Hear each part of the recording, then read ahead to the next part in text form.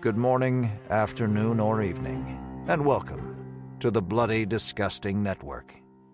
The following show is just horrifying. Beware. My friendship to all of you precludes my involvement with any one of you. But if you wanna make love, then I do too, and I'll be right there behind you. All in the name of oh, all in the name of oh, all in the name of oh. Greetings, constant listeners, and welcome to another episode of The Losers Club, a Stephen King podcast presented by Bloody FM, the #1 horror podcast network in the world. I'm your host, Michael Monroeville Mall Rothman, but despite my namesake, I am hundreds and hundreds of miles away from the greater Pittsburgh area, though perhaps not spiritually. Wink, wink. No, today I'm enjoying the fine breeze coming in off the coast here on Moose-Lookit Island, where the sun is out, the gulls are gabbing, and Bay Street is enjoying some much-needed silence after the hustle and bustle of the holidays. What am I doing here? Taking in the sights? Getting in some R&R? Laws, no. What do you think this is, the vacation club? No. Come on. We've got work to do. We've got books to read. We've got tales to treasure. And God, do I have one for you. Let me ask you a question. Have you ever heard the story of the Colorado Kid? Well, I hope so, because that's what we're going to be kicking around today. And who's we? Well, let's just say I'm the kind of fella who doesn't like to dine alone, which is why I'm beyond elated to be joined here at the Grey Gold Patio with 3 of my fellow losers coming in from Nashville and hopefully bringing in some of that heat. Jen, say hello and tell us if this is your first time on Moose-Lookit Island. Hey, this is Jen for the Tillerman Adams. And I read this book a while ago and remembered virtually nothing about it. So it's, I think I read it. I can't remember exactly when. And when I say read, I meant listen to. But it was in my chronological reread. And I got there and I was like, I think I had like a 1-year-old and a 3-year-old. So I just did not have the brain space for a really like contemplative, reflective book. And so I just was like, push play and then kind of doing like, oh shit, did I get the diapers changed? Did I get the stuff? So I remember almost nothing about this. And I really enjoyed it this time. Spoiler for my thoughts. But I also, like, I have not technically been to Moose-Lookit Island, but, like, we did just go to Maine recently. And so the read was a lot. I said I didn't remember anything, but, like, it felt like I had a visual to draw from, you know? So I'd enjoyed that part of it, too. So that's actually a component of this that I did not factor into but subconsciously I'm there with you. Yeah, because this is definitely my first book episode since we've gone to Maine. Because I believe we finished Fairy Tale, which doesn't even matter because Fairy Tale doesn't even take place in Maine. Interesting. Okay, well, keep that in mind because we'll keep that going because I believe we have a section all about that, about visitors coming into Maine. Well, look, our next guest is closest to the titular kid in question, hailing from Boise, Idaho. So perhaps she can speak to the mileage within this mystery. Rachel, say hello and tell us what draws you to Moose-Lookit Island, and if this is your first time here. Hey, yeah, this is Rachel. I am a real Colorado kid, Reeves. I was born in Grand Junction, Colorado. So, nice. Nice. Not far from Boulder. So it's funny. You have like the Maine image, and like I'm very familiar. I have a lot of family in Colorado, so I've got like the Colorado imagery for that part of the story. I read this not immediately after it first came out, but close to it, and I was one of the few, I think, that liked it then, but I'm so glad I reread it for this because just picked up on a lot more things. I love mystery novels. I've read more just trashy, paperback mystery detective novels than I would care to admit. So I'm really excited to talk about kind of how that plays into the bigger picture of maybe what he was trying to achieve and how that fits into his own agenda and stuff. Because I'm a big fan of this one. I think it's a lot smarter than maybe it appears on the surface. I agree. Well, glad we have you then. I mean, you have to use that nickname now. I feel like forever is the Colorado Kid. Like you are I'll the do Colorado it. Kid of the Yeah. Losers. This is amazing. That's what my dad. I told him I was reading this. He's like, "You are a Colorado kid." I was like, "Oh, God, thanks, Dad."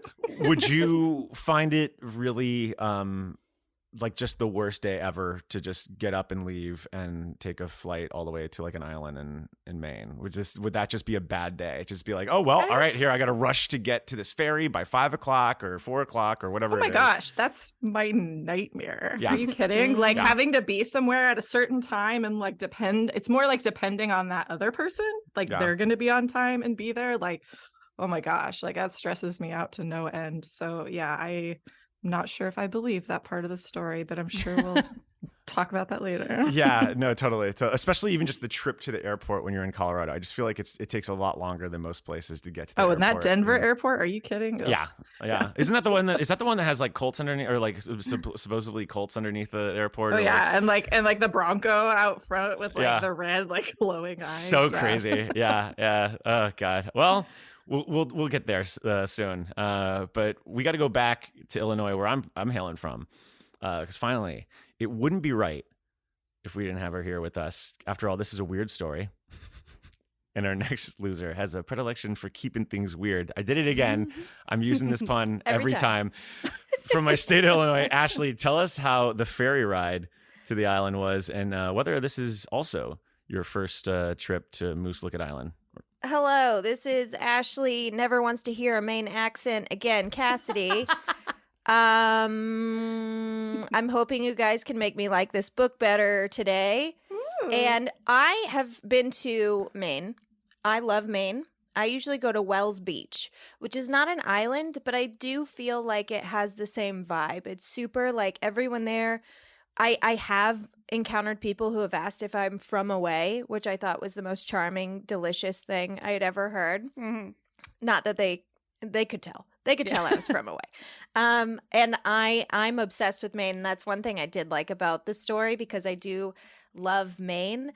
Unfortunately, I think that when Stephen has characters that come in with that thick Maine dialect, so like I do love it, but this was a lot to take in. Yeah. The authenticity is pretty key It's a here. lot. Yeah, I mean, 'cause- I had received this book, I think 2 Christmases ago. I received all 3 of the hard case crimes. So Joyland I had already read.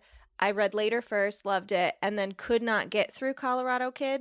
So this was my returning to and trying to do it. And I actually, Jen, it was my first audiobook that I Oh, you listened listened to to it? start to finish it. Oh. Yep. I was going to say the accent is thick. it's in Jeffrey It's this. so DeMunn, isn't thick. it? That It is does- Jeffrey DeMunn. Yeah.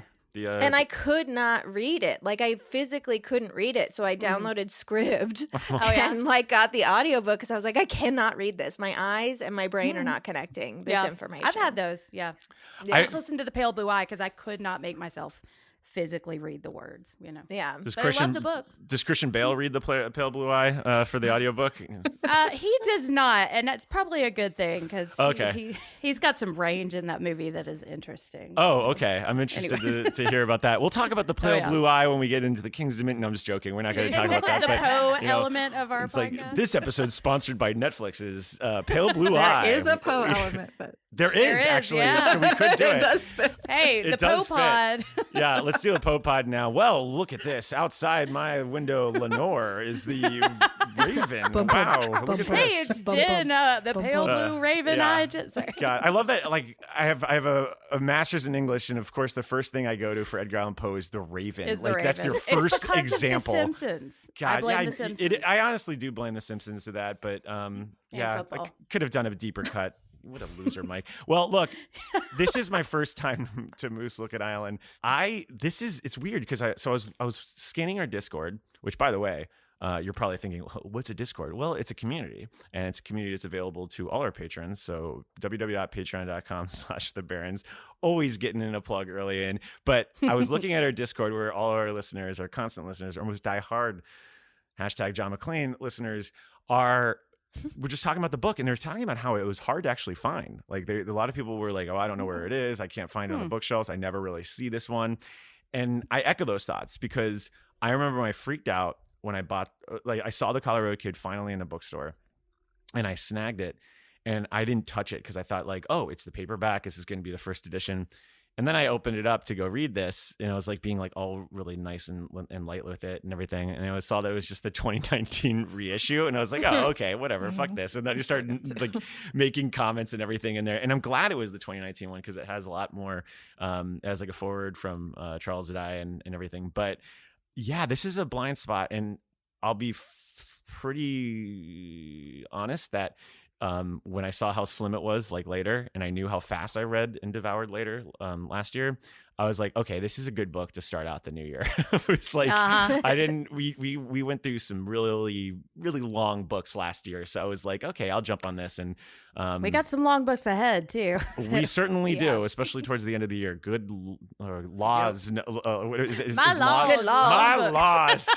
But look, I have a question for everyone here, and I certainly know the answer for a number of you on this, but where do you stand on unsolved mysteries? Is this something that is this just a universal thing that human beings are always just going to be drawn to these, or does it take a specific person to be obsessed?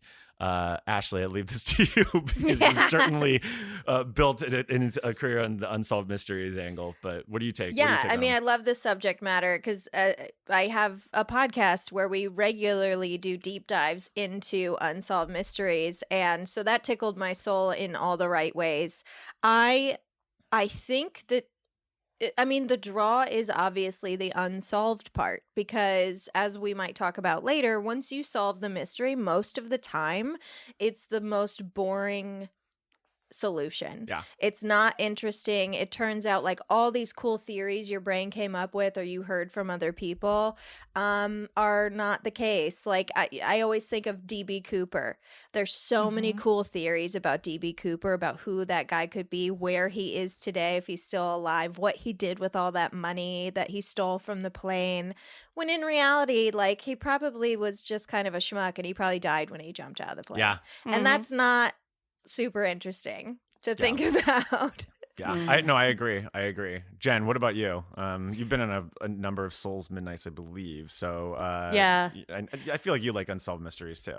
I do. I really do. I like them more, I think, when they are like naturally occurring phenomena or like something where there are lots of different elements. I have issues with true crime, like when it's an unsolved murders. I'm not always, I don't know, I just have a lot of complicated and conflicting feelings about it because on one hand, like I think if it were my body that was found on a beach, I would want people to tear my life apart trying to figure out who killed me. But on the other hand, maybe I don't want them digging into every detail of my life, you know? So I don't know. I like them. And I'm not always anxious to solve them because I, like Ashley, like you said, like I think the journey is the mystery, and that's what makes it fun. And that's what allows us to kind of analyze what theories we're more drawn to, because that tells us like what it is that we're more interested in or what we're more afraid of. So yeah. I would certainly not want anyone to pry too much into my life because they'd be like, wow, this guy like really loves Stranger Things. And what's the deal with like 5 fucking let sneakers? Let me rest in peace. It would just be like, oh God, like please don't look through my stuff that I have. It's just, they'd realize this guy wasted his life buying like, you know, real Ghostbusters toys. This girl really liked cats. Yeah. Like it would, like it's not so much that it would be too embarrassing, but it would just be enough. Like I guess my fear would just be like, this guy was a real simple loser. Just like, and that's the end of it. And it's not a cool loser like what we say on the podcast. Rachel, unsolved mysteries. You said you like mysteries, but do you like them when they're solved, or do you kind of like the enigma of the? I feel like there's 2 different categories. I feel like I love like kind of like the X-Files mysteries, the kind of like the, you know, the alien life, the weird, you know, time like those kind of weird physical, supernatural, science related unsolved mysteries I think are fascinating. And I think that they're so interesting because there's the hope that like maybe someday we will have the answers and this will reveal something else that we just weren't aware of. Like it's the same reason why people are fascinated with like the deepest parts of the oceans, right? It's like, who knows what's down there? We don't know. There's so much to learn. But the true crime stuff gets a little tricky, I feel like, because you know, those are real people. And so often you hear about, you know, families of victims, and especially if there is not like an ending. They so often talk about like they just want to know so they can have closure, and it's the not knowing that's really hard. So it's difficult to be super into that because, it's like unless you're actually trying to solve it so that you can give it closure, then I think that's a different perspective. But yeah, I'm all about mystery novels. I love mystery novels. I actually wrote one myself, you guys. I don't know if you know that. Really? I've got it here for you. It's called The Sidewalk Murder, and I wrote it when I was in 7th grade. I love it. So yep, just so you know. And apparently on the back I did a bunch of book reviews, and Lloyd Alexander, the fantasy writer, said it's better than any of my work. So just so you know who you're dealing with here. A snowboarder also said that it was cool. So you have to take photos of this if you're. I was gonna say, can we release the text? We need to do a dramatic patrons? reading. I can read it if anybody wants that. I feel like maybe Ashley and Jen, you'll appreciate that I drew a picture and the girl has a sugar shirt on. I don't know if you remember that frame, but I do. She also has no shit face, it looks like, too. Yeah. And like this girl has a choker and like a flower. Of course. Very Daria. Amazing. Is her head held on by the choker? Ooh. That has scarred me for life. That story. Yep. So so I love mystery novels, and so just so you know where I come from. Honestly, sometimes when I read mystery novels, I am disappointed when they end, when they wrap up, because what I was thinking, I feel occasionally, was more interesting than how it actually wraps up. Oh, yeah. So in a book like this, where it's like, and we don't know what happened, it's like, I don't mind that at all. Yeah. It's a sandbox. My fan theories about the end of Game of Thrones are way more interesting than what actually happened. And I was really bummed. And they're probably more interesting than what George R.R. Martin will never write. So, anyway, I've talked enough about that on this podcast, but I'm sure I'll get in trouble about that one day. It sounds like we got the best team then to crack this hard case crime. I got to be honest with you. We got a mystery mystery writer herself, which is pretty amazing. Self-published. A scholar on unsolved mysteries, and we got Jen and I who are all in for the game. Oh, yeah. So here's what I'm gonna do. I'm gonna pay the bill, and naturally, I'll tip 15%, and I'll leave $40 for good old Helen Hafner. Don't ask why. It's a long, complicated story, people. And why don't we just make our way over to the Weekly Islander? You two take your time. I'm on the Sedona thing.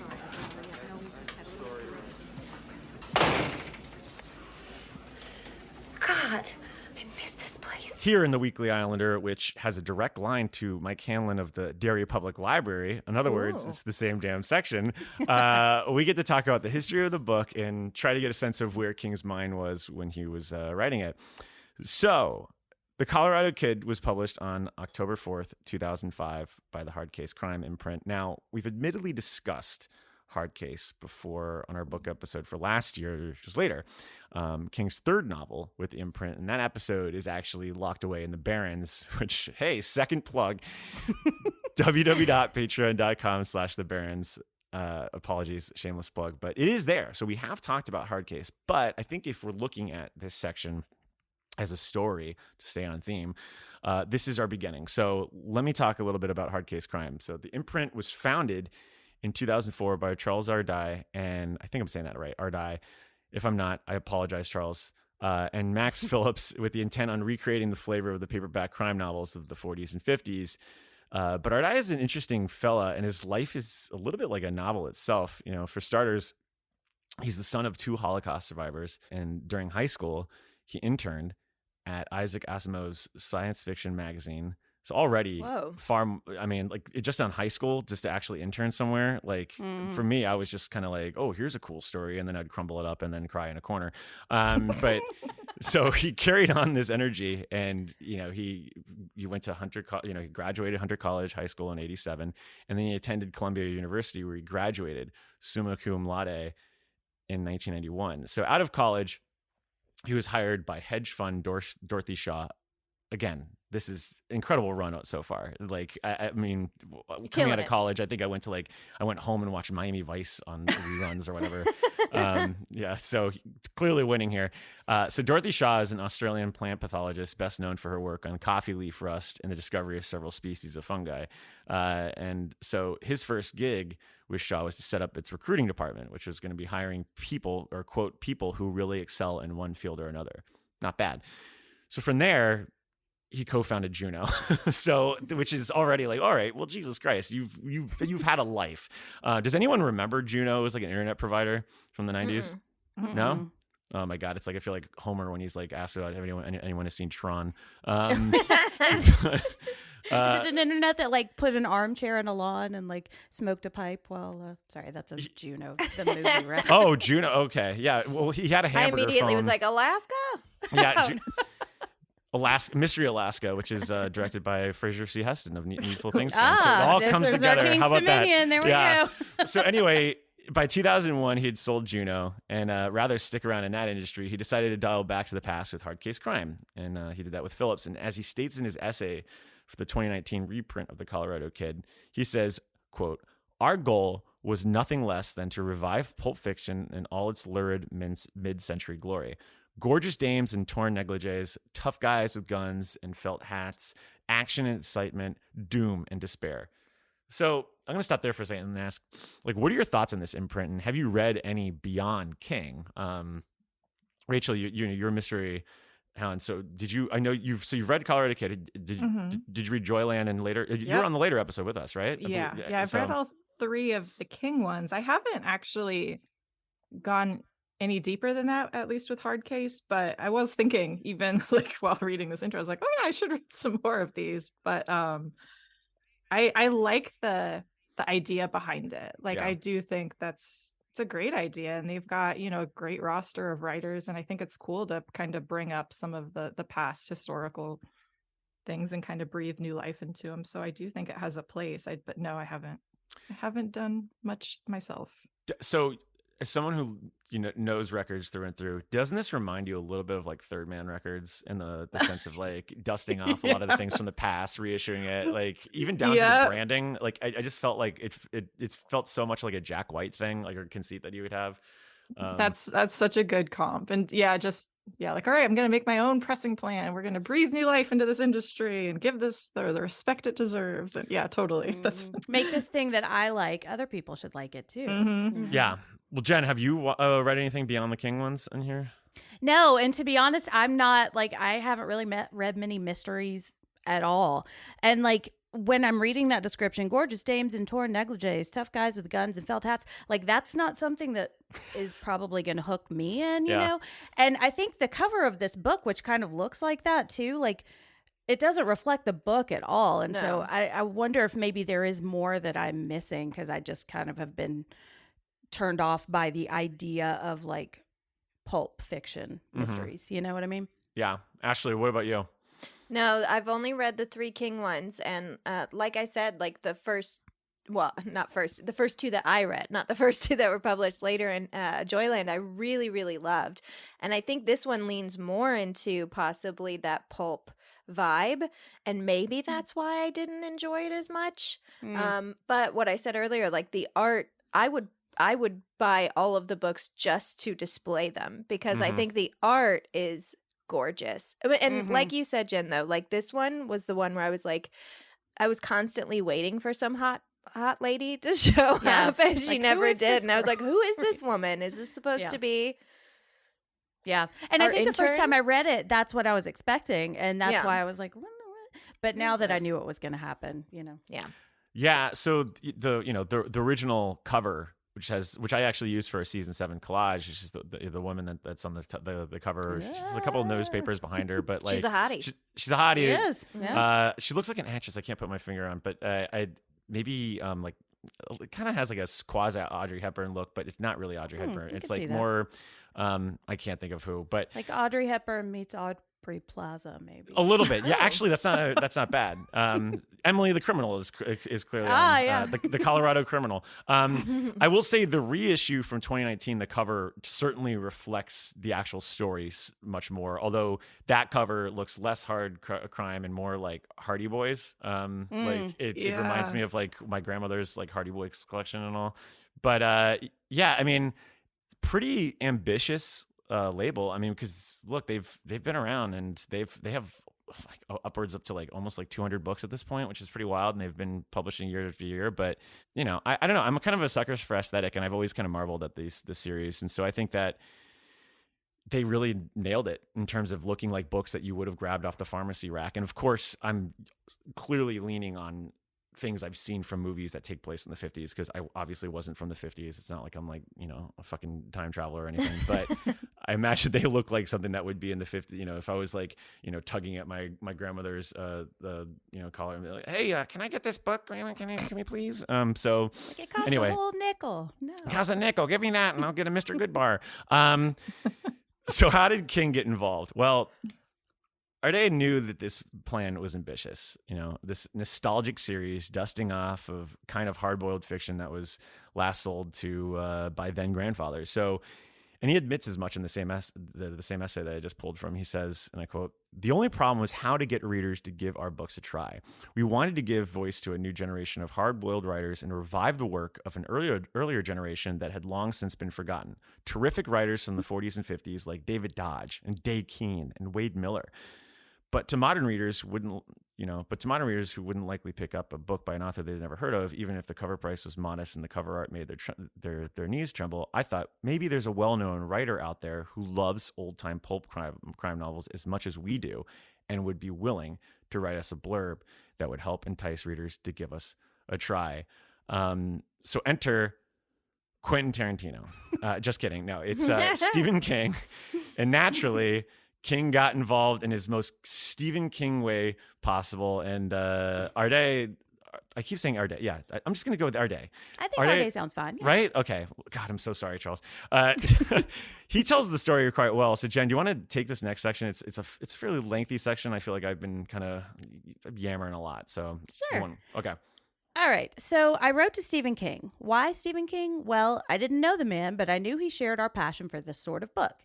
He'd said so publicly more than once. He'd gone on the record about his love for paperback crime novels of writers like John D. MacDonald and Lawrence Block. Hell, he'd even named the evil pseudonym of his novel, The Dark Half, George Stark, after Richard Stark, the dark half of one of the writers we were going to be reprinting, the great Donald E. Westlake. Oh, that's interesting. So I wrote to Stephen King and held my breath and crossed my fingers and told myself not to be surprised if I never heard back. The man was busy after all, and he had to get a ton of random inquiries from random people wanting random things. No reason to think ours would catch his eye. Then about a month later, I was minding my own business when a call came from Steve's agent and longtime editor, Chuck Verrill. "Steve asked me to give you a call," he said. "He wanted me to let you know that he does not want to write your blurb." Of course, I said, "I completely understand. That's completely understandable," because Chuck went on, "He wants to write you a book instead." Aww. It's so King. Classic bait and switch. I know, yeah. I was like, this does sound exactly like the kind of thing he would want to do. Yeah. I sat on the other end of the phone while this sank in and tried to sound cool, like this was the sort of phone call I got every day and twice on Fridays. But inside, I was turning cartwheels. To this day, I don't remember what I said to Chuck, but I remember what he said to me. He said that the book would be called The Colorado Kid, and though it would contain a mystery, it wasn't necessarily a crime novel, certainly not a conventional one, and would not fall strictly within our genre. And I remember thinking, The Colorado Kid, not strictly within our genre, it's got to be a boxing story. Either that or a Western. Yeah, so I also really had no fucking clue what to expect from that title at all. I thought it was really going to be like a Western thriller, like in the vein of maybe like a Cormac McCarthy or something. But Yeah. What were your all initial expectations when you heard, not only just the title, but then also saw, Glenn Orbick's original cover art? I mean, what was going on through your head? Ashley, you're saying that the art certainly, gravitated to you, but what did you think this book was going to be about before you read about it? You know what? I didn't really have any major expectations because I didn't really know about it until I got the 3 for Christmas. Like, I knew that he had some books out there in the hard case crime world, but I didn't know anything about them. And like I said, like, I knew that there was a hottie involved. And I assumed it was going to be a murder mystery. And I don't know why. I don't know if it had to do with... Here's what I pictured. I pictured that hottie showing up to a detective's office, smoking a long cigarette, and saying, like, hey, my boyfriend's missing. And then the detective getting real flirty and trying to like find her boyfriend, but really trying to sleep with her. That's what I thought was going to happen. Yeah, yeah. None of I'm that not too far from that. It did not happen. No, I don't even think anyone smokes a cigarette other than the body. The body, question, right? Yeah, right. May or may not. Which maybe not. Yeah, exactly. It's almost like the anti story in a way. Rachel, what about you? What was going through as the mystery writer? What was the mystery that you were writing in your head? We're running with it. So no, that's pretty like what Ashley was just saying. That I imagine, a dame walking into an office and. I imagine the Colorado kid was a baseball player for some reason. Yeah, She's like, my boyfriend's missing. And he's like, oh, out of all the offices, you had to walk into mine. I'm like, all right, I'm looking for this Colorado kid. Yeah, like that kind of thing. And so for some reason, I just imagine that, that he was a professional sports player that was missing. Okay. Jen, are you on the same page here? No, I had no clue what to expect. But you know what? The last time we saw the kid was in Colorado.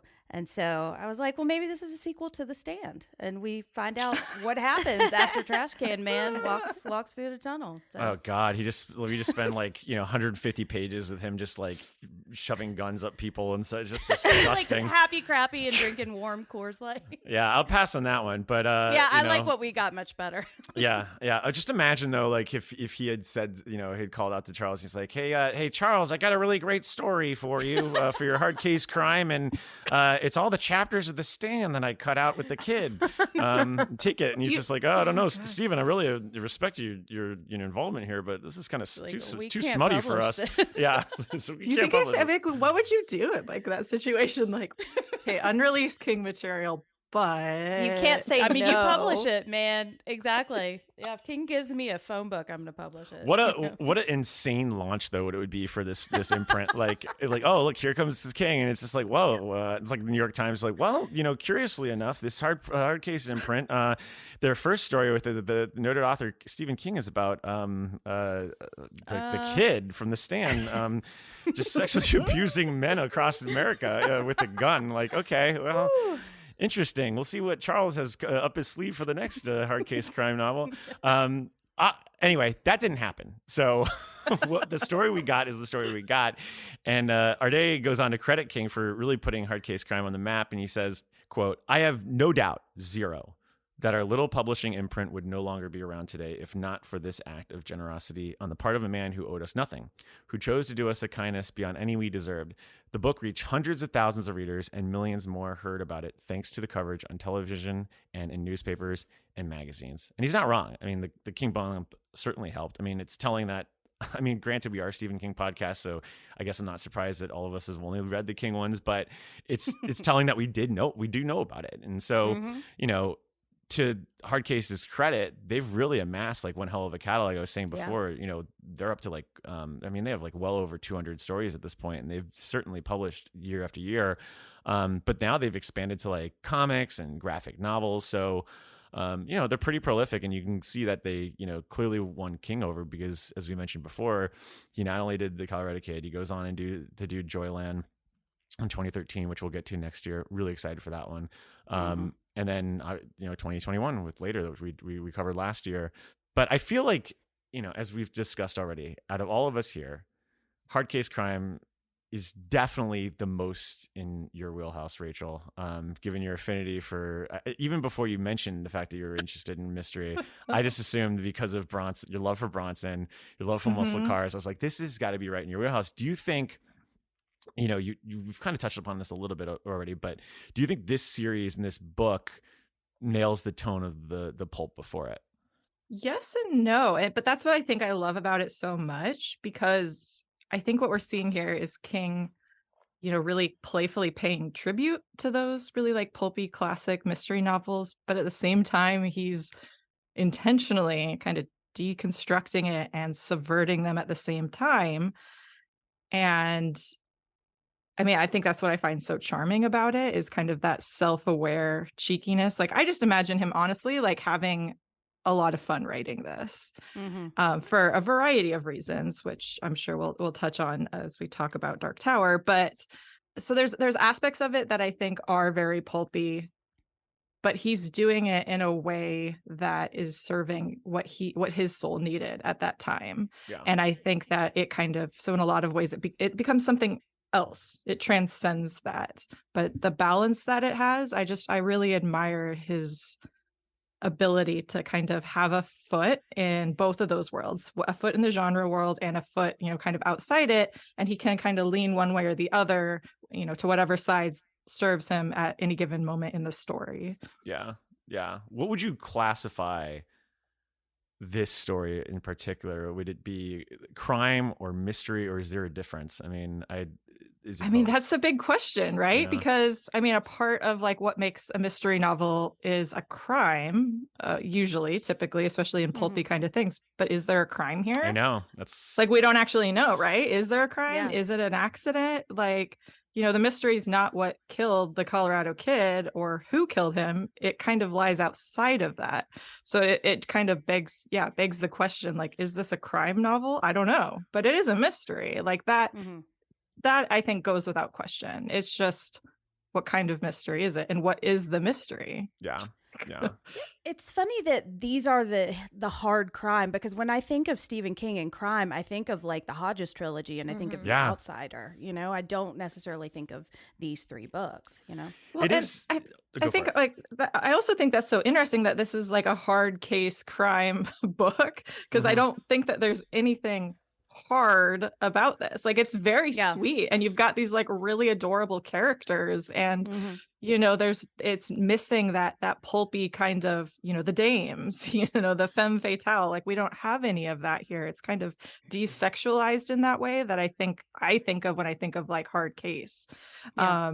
And so it is, I don't know. I think that's so interesting that this was like the book to launch it. But then again, it's Stephen King. So Well, and what else are you going to do? Yeah, and also like the Maine locale. Like, for Mhm. whatever reason, every time I think of hard case crime, I think of like Massey, like that Uh-huh. kind of Yeah. style. So when you add like these sort of, I Styles. use this word with like genuine love and affection, podunk. When you have like Mhm, it set mhm. in like a podunk area, it's just sort of like, oh, how interesting. Like, it'd be like setting a hard case crime novel in Walnut Hill, Illinois, where I was born. Like, how hard can it be? We don't even have police. I will say though, like, that setting, I think plays more into modern Yeah. mysteries. Mm-hmm. I think that there's, and I can get into it at any point. I've got a whole list of go for references it. in it, but Seriously. I do think that there's a lot of references to kind of the modern mystery genre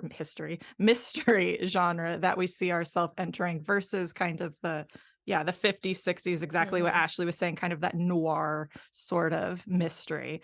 So so that nod while subverting it at the same time. One of the ways I see this is in obviously the structure and kind of the main beats of the story, which I think we can talk about in structure and format a little bit more. Yeah, but the other totally. is these references that he makes. And I think what is so funny about and smart about this is how so often these references are kind of used to counter what's actually happening in the narrative. Like, how many times do we hear these characters say like, this is not like this, and Yes, not yeah. everything plays out like this. And I think by doing that, what King is that's him being cheeky, I think. And so I see the references broken into like three categories. We have like the really obvious ones that are on the surface, and then we've got some kind of deep cuts, I think, and then I've got some just room to 237, which is me just like stringing things on walls with red thread. I love it. So the obvious ones, I think we see, he mentions Ellery Queen, Mhm. CSI, Murder, She Wrote, Sherlock Holmes, Agatha Christie, Edgar Allan Poe, which, JFK, real life, I guess, conspiracy, Miss Jane Marple, and Rex Stout, who was a mystery writer. So those are very blatant. And then kind of some of the deeper cut things I saw. So this island, Moose-Lookit Island, and I thought that was very strange name, but it reminded me of, so there's an author named Lillian Jackson Braun who has a series of mystery novels. They're called the Cat Who books. So it's like the cat who went up a creek, the cat who saw stars, the cat who did whatever. I don't know. And it's the protagonist in this series of book. His name is Jim Quillerin. He's a reporter who moves to a small town in Moose County, Connecticut. And one of the cities where he lives is Mooseville. And he writes a column in this small town, and he lives in a remodeled apple barn. And the newspaper office in this is described as barn-like. So I was like, maybe this is like him, and Lillian Jackson. I mean, there's like dozens and dozens of these books that she's written since the 60s. So I was like, maybe that's a little nod to her. Yeah. At That's some a good point, catch. That's a hell of a catch right there. I know. You're doing your own detective work here. I've got my hat on. Yep, Yeah, you're the smoking out there. Just the shadows, the smoke billowing that's coming from nowhere. Where would the smoke come from in these noir movies? Oh, just you wait. Yeah. So they mentioned Macduff at some point in the novel, and I'm not positive about this, but I thought of Macbeth, and in that Macduff is a character who discovers Duncan's body and is also kind of the avenging hero archetype, which I think is part of like why people want to solve mysteries, right? Like you want to be the person who sees something that nobody else sees. So I thought that was like kind of funny. Also mentioned the Scruff McGruff. Yeah. Oh, yeah. McGruff. Scruff. Yeah. Well, Also, Macduff beer, I think. Obviously. I wouldn't put it past him either, They mentioned the Ellsworth City Lights. And for some reason I thought of Ellsworth Toohey from the Fountainhead, who kind of embodies like manipulation. And I thought like that's more of a conspiracy theory, and which I think is kind of Toohey's character thing, is kind of how he shakes people's faith and their own abilities and then kind of takes control over their lives, which I think is kind of like what conspiracy can do. And yes, I recognize the irony that I'm spinning into conspiracy territory here. Ashley mentioned D.B. Cooper, which I think is just kind of, this story is similar in that aspect where it's just like, people just can't get over it. And it's just like in the American consciousness of like, oh my gosh, I gotta know, but you're never gonna know. The Boat, the Pretty Lisa Cabot, I thought of, so Murder, She Wrote, that series takes place a lot of the times in Cabot Cove, Maine. So I thought that maybe this was him, working that in. As we enter room 237 territory, my other theory on Lisa Cabot is there was a TV series in the late 50s, late 60s, a detective series called 77 Sunset Strip. And one of the characters on there was named Lisa Cabot. And I feel like, knowing King, I feel like he might, be like, yeah. And then, there's a character in the book called Ellen Dunwoody. And so I don't know if you guys have ever seen The Fury, Brian De Palma's film, but there's two characters in there. One of them is named Dr. Ellen Lindstrom, and another one is Raymond Dunwoody. So if you put those together, you get Ellen Dunwoody.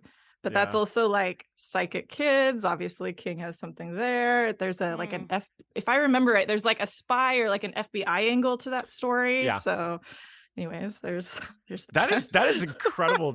I like that one. That pool is amazing because I mean it is his like, De Palma is responsible for his first adaptation, so maybe it is like a kind of like subtle like homage to him. In a way, just these like little King things where it's like he's giving these little like, little love notes to these kind of things, but in a really subtle way that means something to him and the wider genre perhaps, but something that's not going to affect the story. Yeah.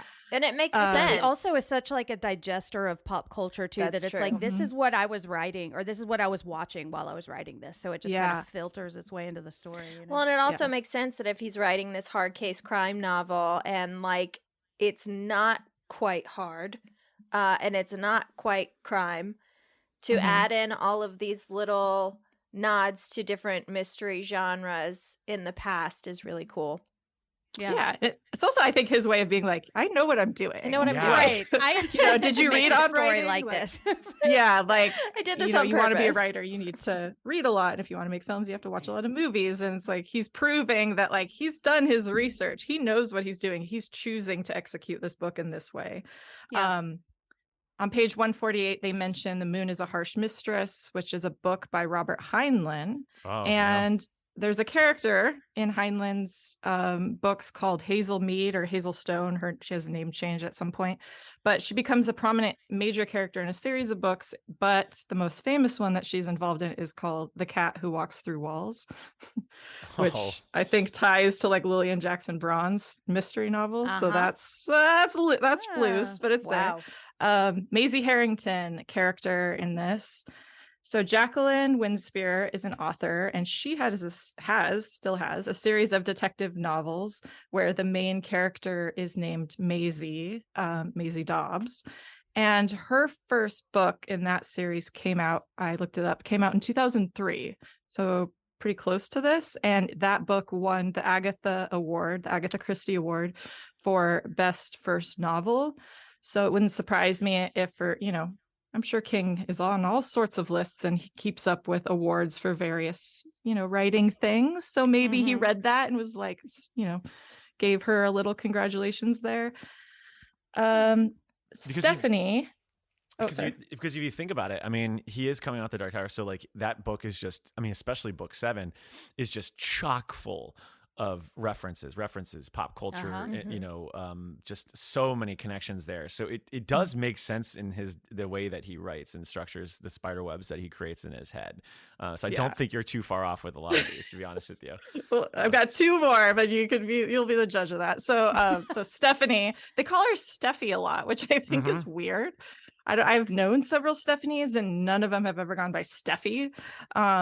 Steph I've done, not Steffi. Not by choice, yeah. So there's another author named Sue Grafton who wrote a series of mystery novels, the Alphabet series. So it's like A is for alibi, B is for burglary, whatever. It's really actually kind of sad. She got to Y and then she died. Oh no. And her family put out a really sweet statement. It was just like, in our opinion, the alphabet ends in Y. There will be no Z. Anyways, but the lead character in all of those books, her name is Kinsey. And I think that that's also a weird name. So like Kinsey and Steffi, maybe.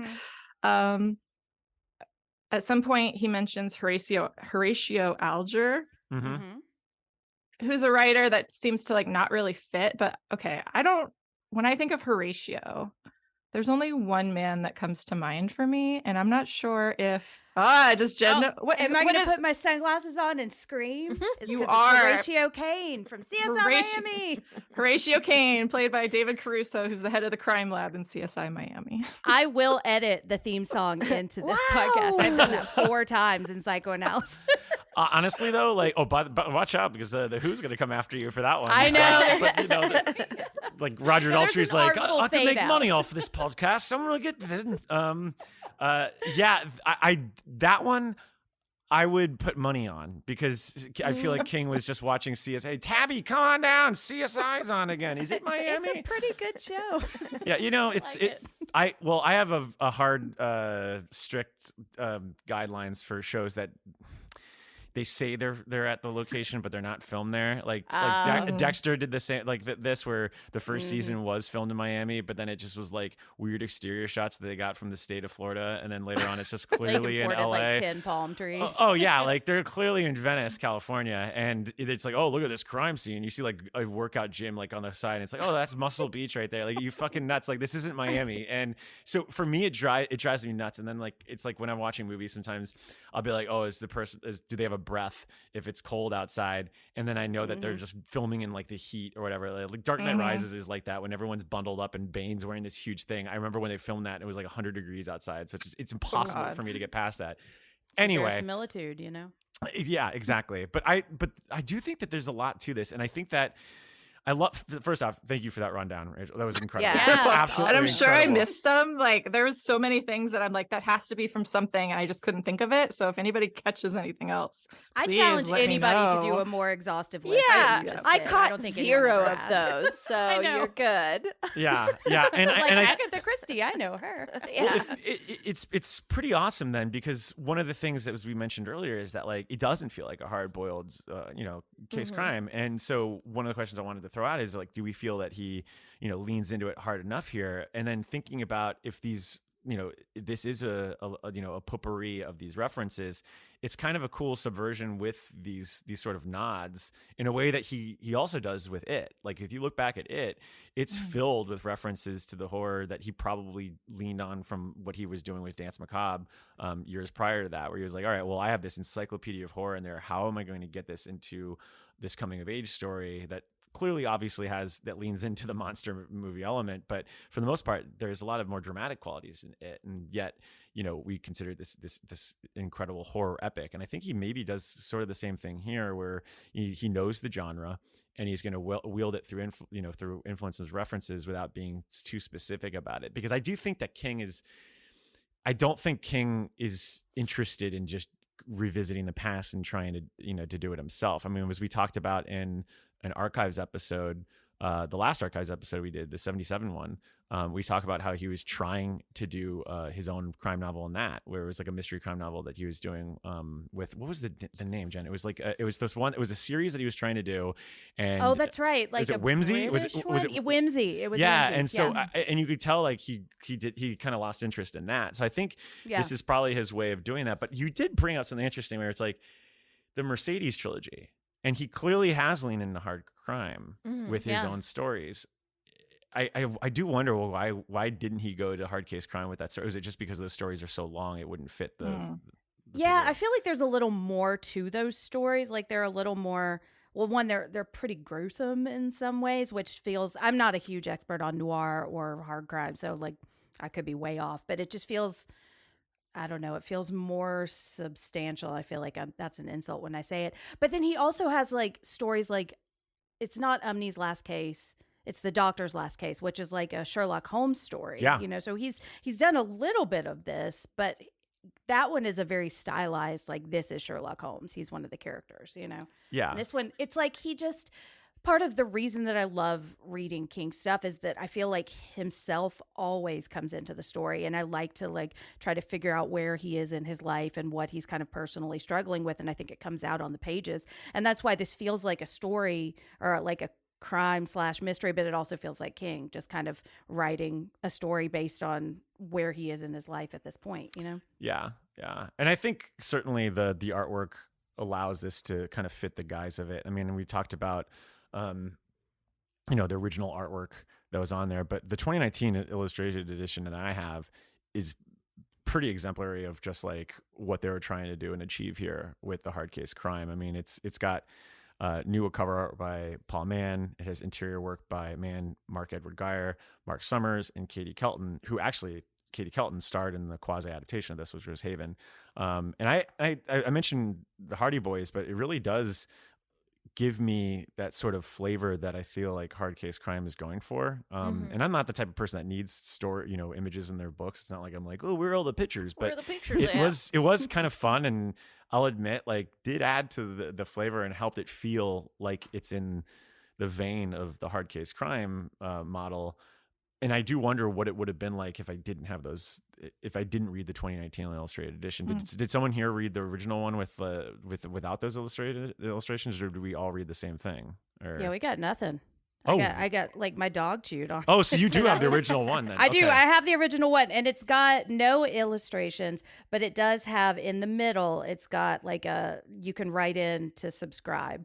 Oh, interesting. Okay. Yeah. And Ashley, you listened to Jeffrey DeMunn, yes, the Darabont kid, Yeah. for reading it. Did they have any like kind of smoky Angelo Badalamenti type music, like dong dong dong dong? All right. No, it was. And a I lot could have of, used it.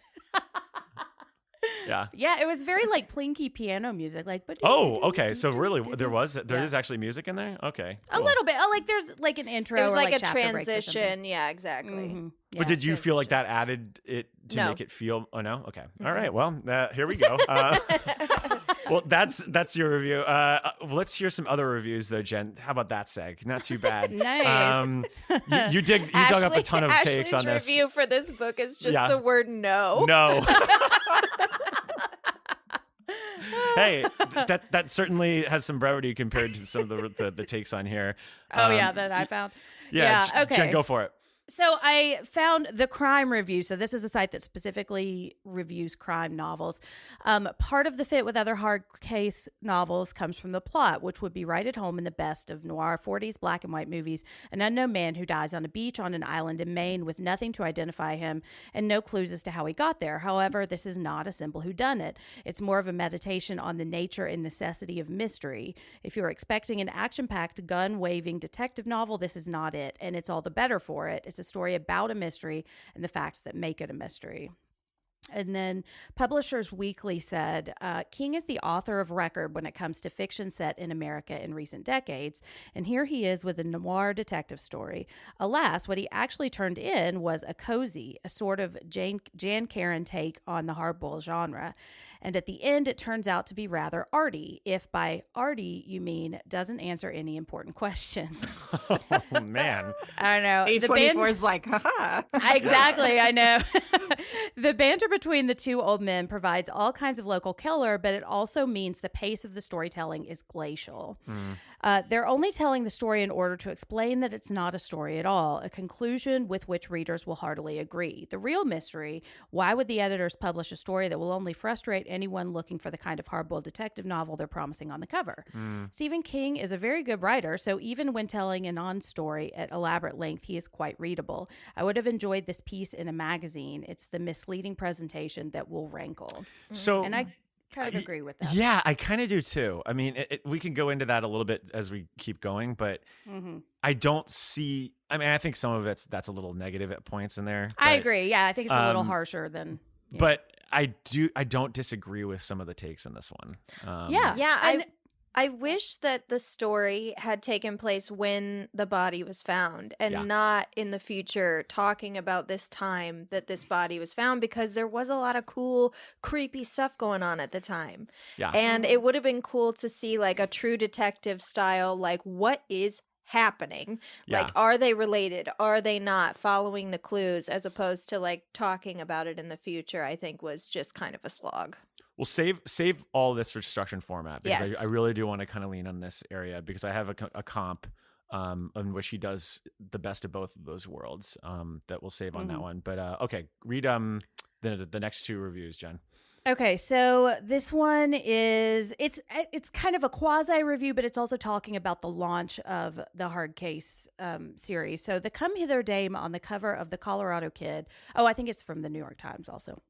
So, The Come Hither Dame on the cover of The Colorado Kid, a hard case crime novel by Stephen King, perches provocatively and holds a microphone. Her slinky dress is black.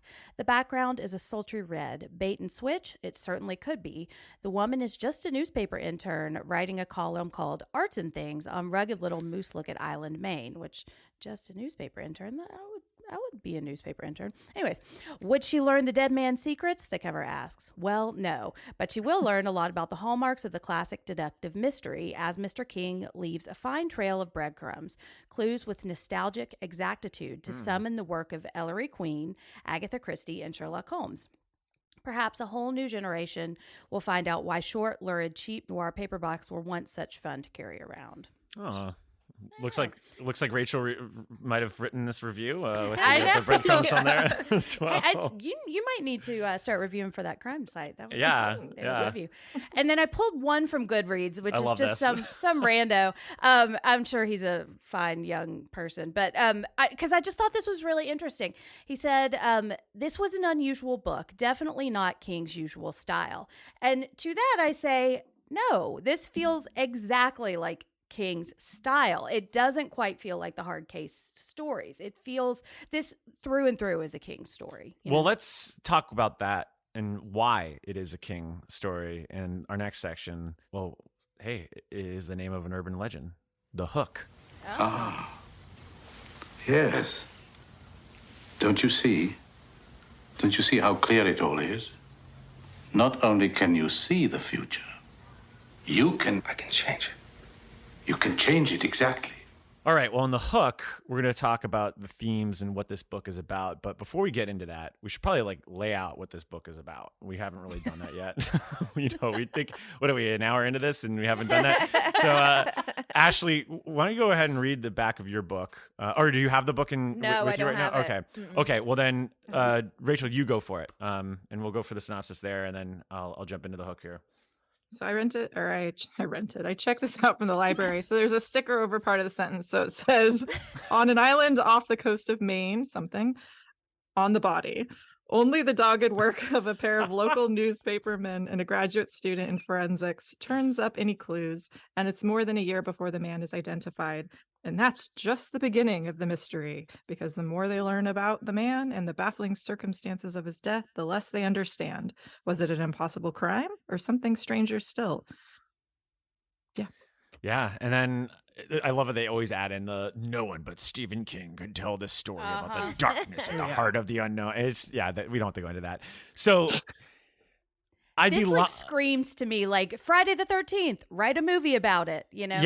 Yeah. Like I feel like whoever packaged this like maybe hadn't read it yet. Well, they were talking about the synopses on the Dark Tower 7 episode, and I was like laughing because at one point they talk about like the protein enzymes or something like that they're the beam breakers are supposed to get, and like Anna had the book on the Kindle, and she like searched it, and she was like, there's no mention of protein enzymes in this book. Like what intern wrote this? And it's like, right. And they were just laughing because it's like, if you go and look at any series and read the synopsis for like book 7, it's just fucking gobbledygook. And especially that story where you're just like, oh wow, I have no idea what this is about. But God bless anyone who picked up the Dark Tower book 7 thinking just because it's the titular novel that, I could start here. All right. Could you imagine cannot. reading all 6 and then not reading the 7th too? It would be like, nah, I'm good. I'm good. I mean, some people after when they got to Songs of the End probably did think that, and they're wrong because that book rules. I wasn't on that series. Although I promised 5 years ago I would be on that episode, and then I was a slacker and wasn't on it. But hey, we'll have to do a spinoff. I was too busy reading about the Mist for 3 weeks. But okay, so the hook. What's this book about? I'm gonna go on a little bit of a diatribe, so I apologize, but this is one Jen has heard me talk about this for 24 hours now at this point. So I'd be lying if my take on the Colorado Kid wasn't colored by King's tweet about our From a Buick 8 episode from back in August. And if you don't remember, it's okay. I have what he tweeted. He said, listening to the Losers Club podcast about From a Buick 8 on my morning walk. Good discussion. The book that links to it most clearly and firmly is The Colorado Kid. Now, I don't bring this up as a victory lap. I bring it up because I think that the link he's discussing is paramount to the last 6 months of our book coverage. So what is the link? Well, at face value, you'd think that tweet is calling out some kind of King's Dominion. Not so. And I'll admit, I was looking for KD reading Colorado Kid like any constant reader would. But what came to mind instead is a more spiritual link. Because really what I think King is getting at here in the Colorado Kid is this larger exploration on the role of mystery, particularly as it relates to stories and endings. And he makes that pretty clear from the get-go when he has Vince give a preamble about all this to Steph, who, I mean, let's be real, is a stand-in for us, the constant reader. Jen, do you want to read the section right here that I outlined? Yeah. I'm going to really try not to slip into my Jeffrey DeMunn Maine Oh, you could accent. try. Go all in. All right, let's see. All right, well then, I'm going to tell you a secret almost every newspaper man and woman who's been at it a while knows. In real life, the number of actual stories, those with beginnings, middle, and ends, are slim and none. But if you can give your readers just one unknown thing, 2 at the very outside, then kick in what Dave Bowie there calls a must-have been, your reader will tell himself a story. Amazing, ain't it? Mostly what happens is people make up a story and stick with it, Vince said. That's easy enough to do as long as there's only one unknown factor, one poisoner, one set of mystery lights, one boat run around with most of her crew gone. But with the Colorado Kid, there was nothing but unknown factors, and hence there was no story. He paused. It was like a train running out of air place or a bunch of horses, heads showing up on one morning in the middle of your driveway. Not that grand, but every bit as strange. And things like that, he shook his head. Steph, people don't like things like that. They don't want things like that. A wave is a pretty thing to look at when it breaks on the beach, but too many only make you seasick. So that probably should sound familiar, especially if you've been reading along with us, because Sandy and the character not in this book, but in From a Buick 8, he has the same conundrum as Vince does here when he tries to tell his own story to Ned, who is another constant reader, basically trying to explain what was in Shed B in the same way that trying to explain on the coast of Moose-Lookit Island. So, Jen, could you read the Buick passage that I pulled? Yeah, and I'm going to try not to do my Pennsylvania turnpike. Yeah, I'm kidding. Go as Thomas Jane, because that's what I imagined Sandy as anyway. So, he just wants his kids back. So he does. All right. Just want my kids. All right. I'm contractually obligated to bring that up every time. I love it, Okay. though. It's one of our favorite bits. I literally asked him about it on the fucking podcast. I know. So, Oh, I love him. Okay. As for his questions and his childish insistence that the story must have an ending and an ending must hold some kind of answer, time might take care of it. Maybe I've been expecting too many of my own answers. The imitation lives we see on TV and in the movies whisper the idea that human existence consists of revelations and abrupt changes of heart. By the time we've reached full adulthood, I think this is an idea we have on some level come to accept. Such things may happen from time to time, but I think that for the most part, it's a lie. Life changes come slowly. They come the way my youngest nephew breathes in his deepest sleep.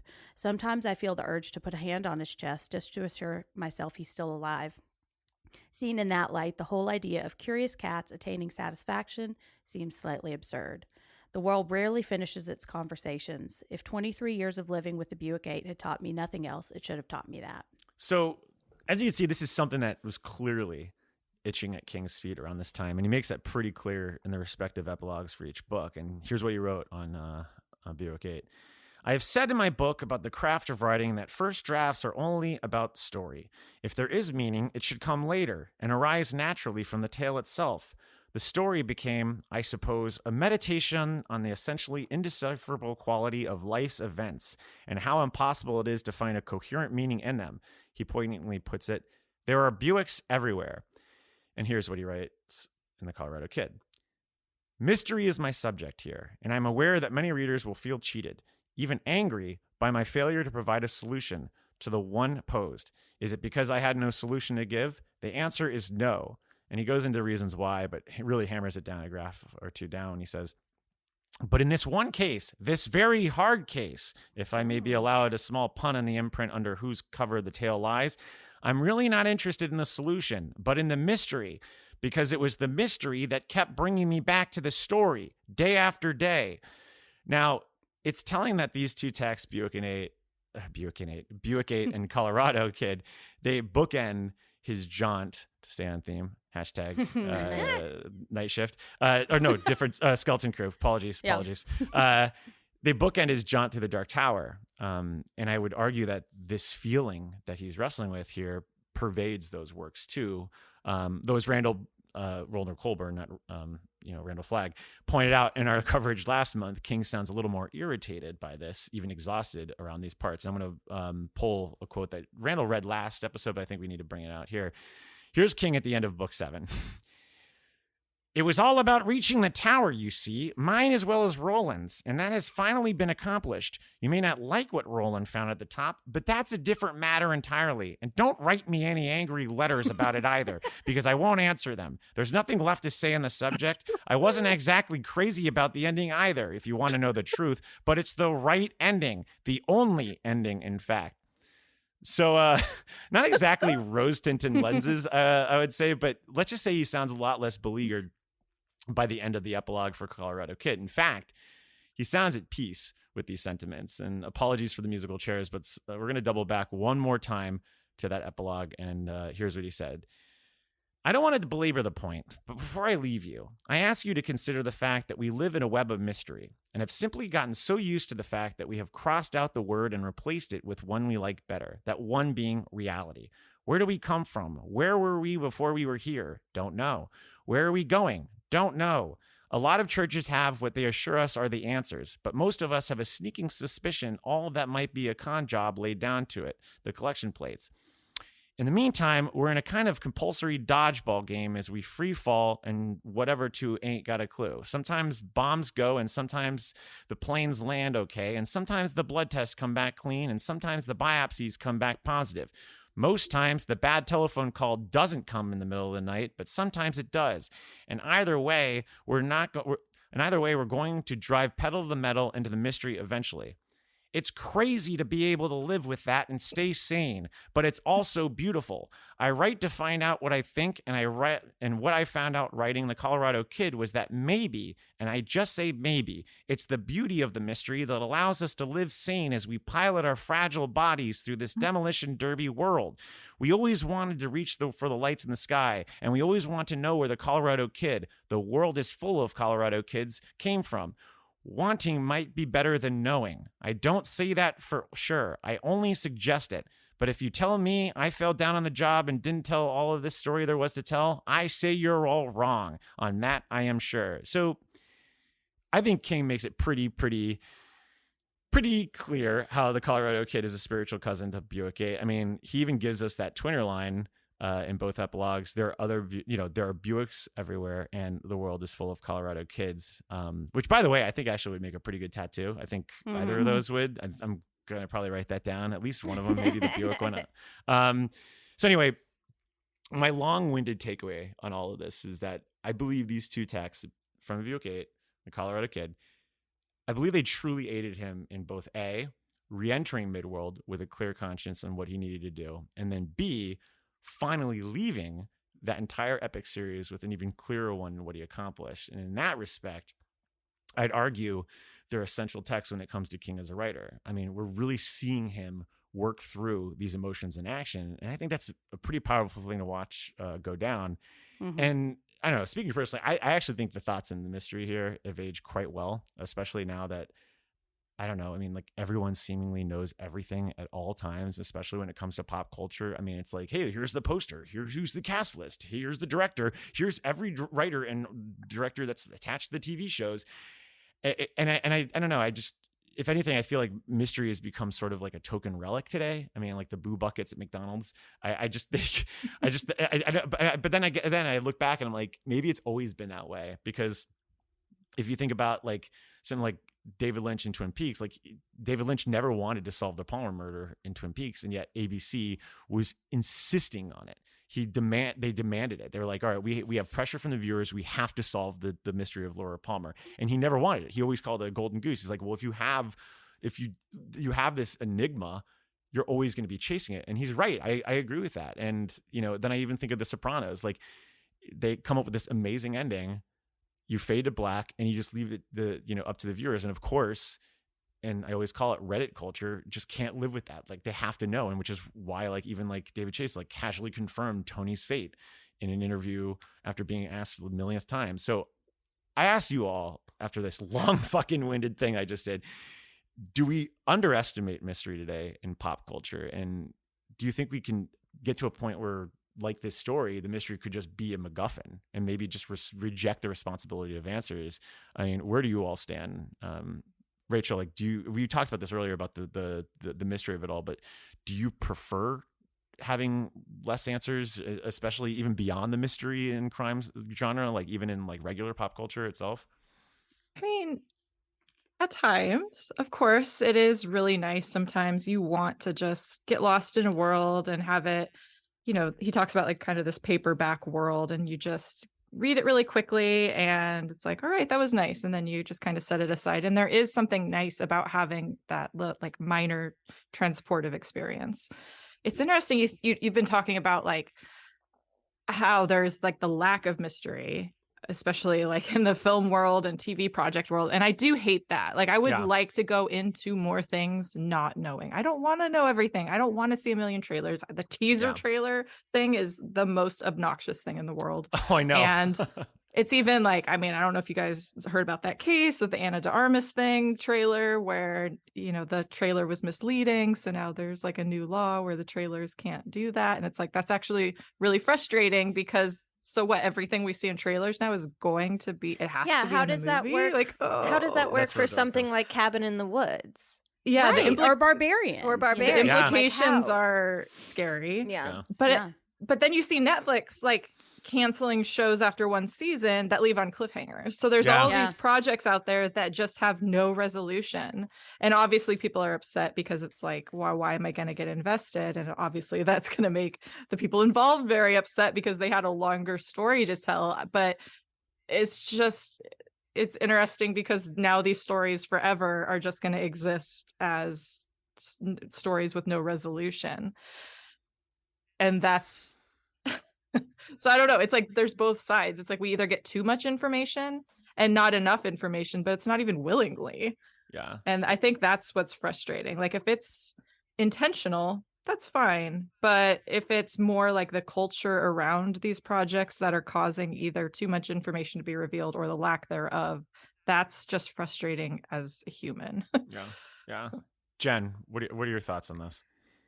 I kind of agree. And I think like I'm never going to know if Angela Chase and Jordan Catalano like can make it work. And I'm kind of, part of me is glad that I don't, because then I don't, I can just leave it where it is and I can imagine what comes next. And I think when I look at mystery in this case and when I'm looking at King's writing, like, and where he was and thinking about the Dark Tower, like for me, mystery kind of is really paired with control, and the uncontrollable. And like when I think about his 11/22/63 and he talks about if Oswald was the lone shooter, that's much more terrifying because that is an uncontrollable force. That's something that that we have much less control over. And if I look at like he has just suffered this horrendous accident that just came out of the blue. Like he was just walking down, literally got hit by a van, just living his everyday life. And I think I see a lot of kind of reckoning with what he would have left behind if he had died and the van had just kept going and somebody just found his body. Like I see him kind of reckoning with that. And when I think about like the ending, I love the Dark Tower ending. I don't love the Dark Tower as a whole, but I really love the ending. And I think like I wonder if I look at what he was writing at that time, like he recovered and then Dreamcatcher, and then there's like this I must finish kind of feeling to like getting to the end of the Dark Tower. And like if I can finish the Dark Tower, that will give me some kind of element of control over just the fact that at any moment a van could leap out of the woods and just almost kill me, and then to get to the Dark Tower and find out that it is really kind of a question and that is really what life is. Like it's much more random things that we can't explain, and it's much more like just things that fall out of the sky or men that we find on beaches and we have no answers. That's much more what life is than a mystery that kind of wraps itself in a bow. Like I kind of see this book as him like making peace with that, and saying, and it kind of like I have a whole thing about From Away too, but there's a feeling in this book about like this story is for us and it's okay with us if we don't have an answer because it's the story that we care about. It's not the ending, And I could translate that to like people that get mad about the Dark Tower ending, And I wondered about that feeling too, if that had something to do with his thoughts on journalism at the time, because it's the early 2000s.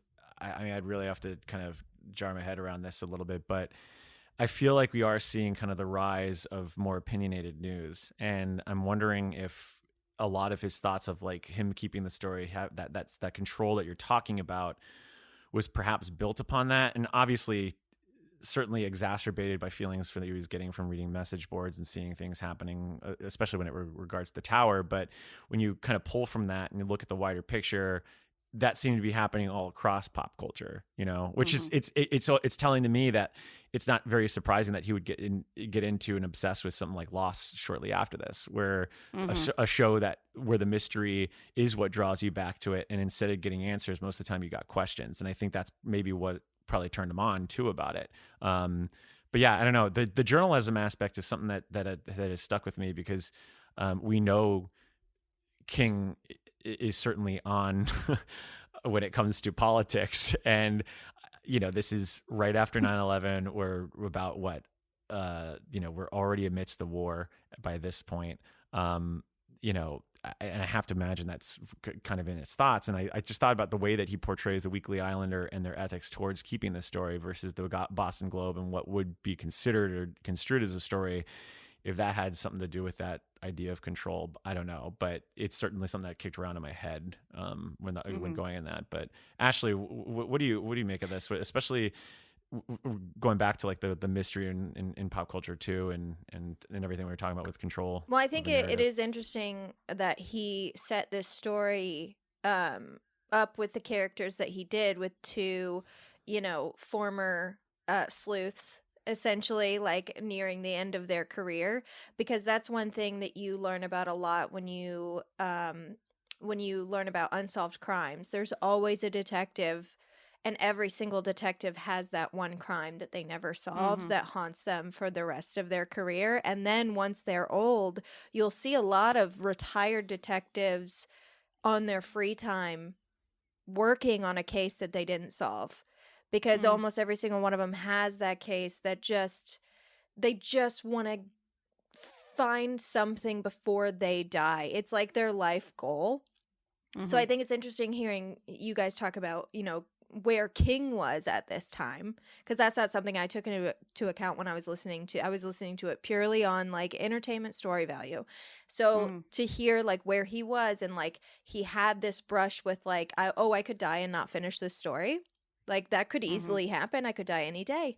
And having those strings that didn't get tied up, and you mentioned Lost, and I was actually thinking of that creator's other story, the Leftovers, where it's like that whole series was so interesting. The mystery was so interesting. I loved every second of it. And where it lost me was the very last episode, where it tied up, the mystery. And it's like, so would I have rather left all the questions unanswered? Like, is that what I wanted? Because that doesn't seem like I would enjoy that.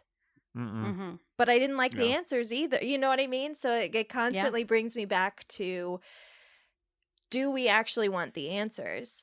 And I wonder, when should I discuss the Somerton Man? Is this a good time to bring up that story? Because I think that it ties in with this idea that, like, once the mystery is solved, it's boring. I think this is a good place, because I was kind of wrestling. I actually checked to Jen about this yesterday. I was like, where should we put this? Because this is so important.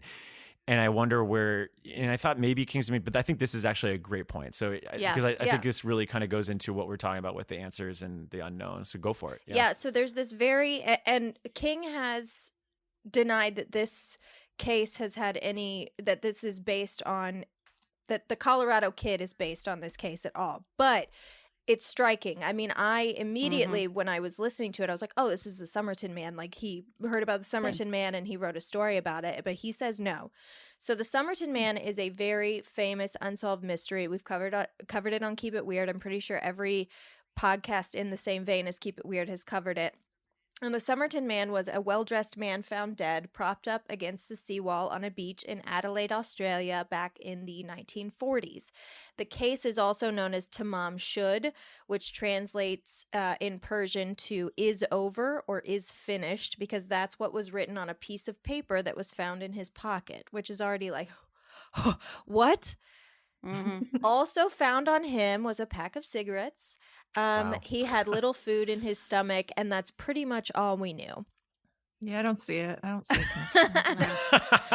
Weeks later, a book was turned in to police that matched the paper found in the pocket. The paper was torn from the final page of a book of poetry, which also included some scribblings, a few telephone numbers, something that detectives at the time believed was a coded message, a message that still hasn't been deciphered or interpreted to this day.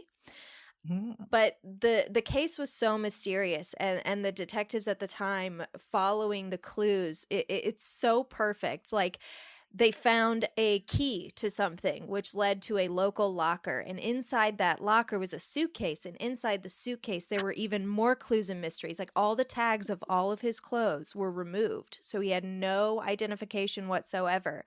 They found an unused train ticket that proved he had planned to leave town before he died. So suicide doesn't make sense, because he bought the ticket to leave. So it's a really fascinating case. The cause of death and the man himself have remained a mystery for decades, and there's so many theories about him being a Russian spy or being killed by the mob, if Australia has a mob, I don't know. And it was actually just last year in July of 2022, a professor and a genealogist out of Australia, they identified him. His name was Charles Webb.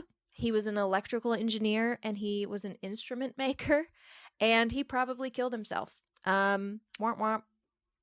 The end. He was not a spy, no connections to, the Cold War, nothing. And obviously, Colorado kid, well-dressed man, found propped up against a trash can, pack of cigarettes on him, food in his stomach, no ID. He also had the coin with possible Russian writing on it. So, like, in my head, I was like, this is a Somerton man, cool. Yeah. And King says absolutely not, has nothing to do with it, which I don't know. But my point is that it has technically been solved. We know who it is. We know that he has no ties to any Russian anything. We know that he was in the town that his ex-wife had moved to, and that he probably killed himself. And now this story is not going to be on podcasts anymore.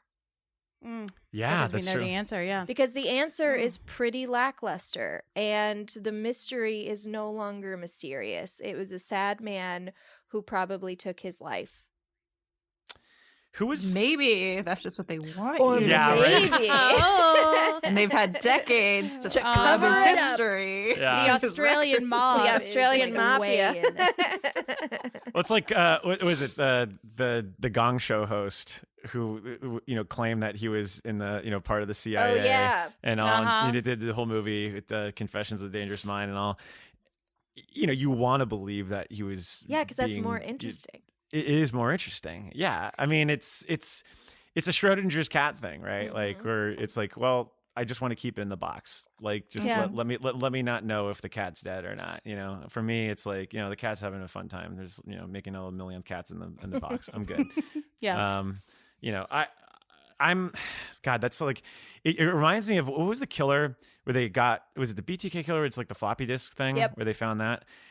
It's weird because that resolution is actually kind of cool. Yeah. Because then you're like, oh, okay, well that's a cool ending. But then, so I guess it really does depend on where the landing is. But if it is kind of just like a, oh yeah, Yeah, all I right, mean, well, and that's that. usually when a serial killer, not so much today because DNA has pretty much, I mean, it hasn't eradicated serial killers, but we're getting close to eradicating We're close, serial yeah. killers. But back in the day, when there's an active serial killer present, people know about him. Like you can imagine all these things that this man is, and it's usually Yeah. just a crazy guy Yeah. who is Yeah. not smart, not a genius. You think in your head that some like Seven style John Doe, like crazy genius, and it's really just a guy who sucks. Yeah. Yeah. Yeah. And that's Well, not interesting. Yeah. Right, It's but it is scary But it's because terrifying. that guy could be outside. Like I could be his next target. But Exactly. like, and so like the impetus to solve that is to like protect ourselves, And I think with like the Somerton man and like the Colorado kid, it's like the anonymity there is like that's what's intriguing. Like who is he? And when we don't know, he could be any of us. And we could also allow ourselves to like dig into his life because we don't have to consider the families of the victims because we don't know who he is yet. He feels like he dropped out of a plane and that he can become ours. Like he is. It's like in The Body when they're like, hey, you want to see a dead body? Like it's who claims the story and who has the right to claim this as like a mystery that is something that we can invest ourselves in. Yeah. Yeah. All right. Well, if there are no objections, I think we should probably pivot to, I mean, look, it's everyone's favorite category. I mean, it's certainly the one that has put us on the map. Structure and format.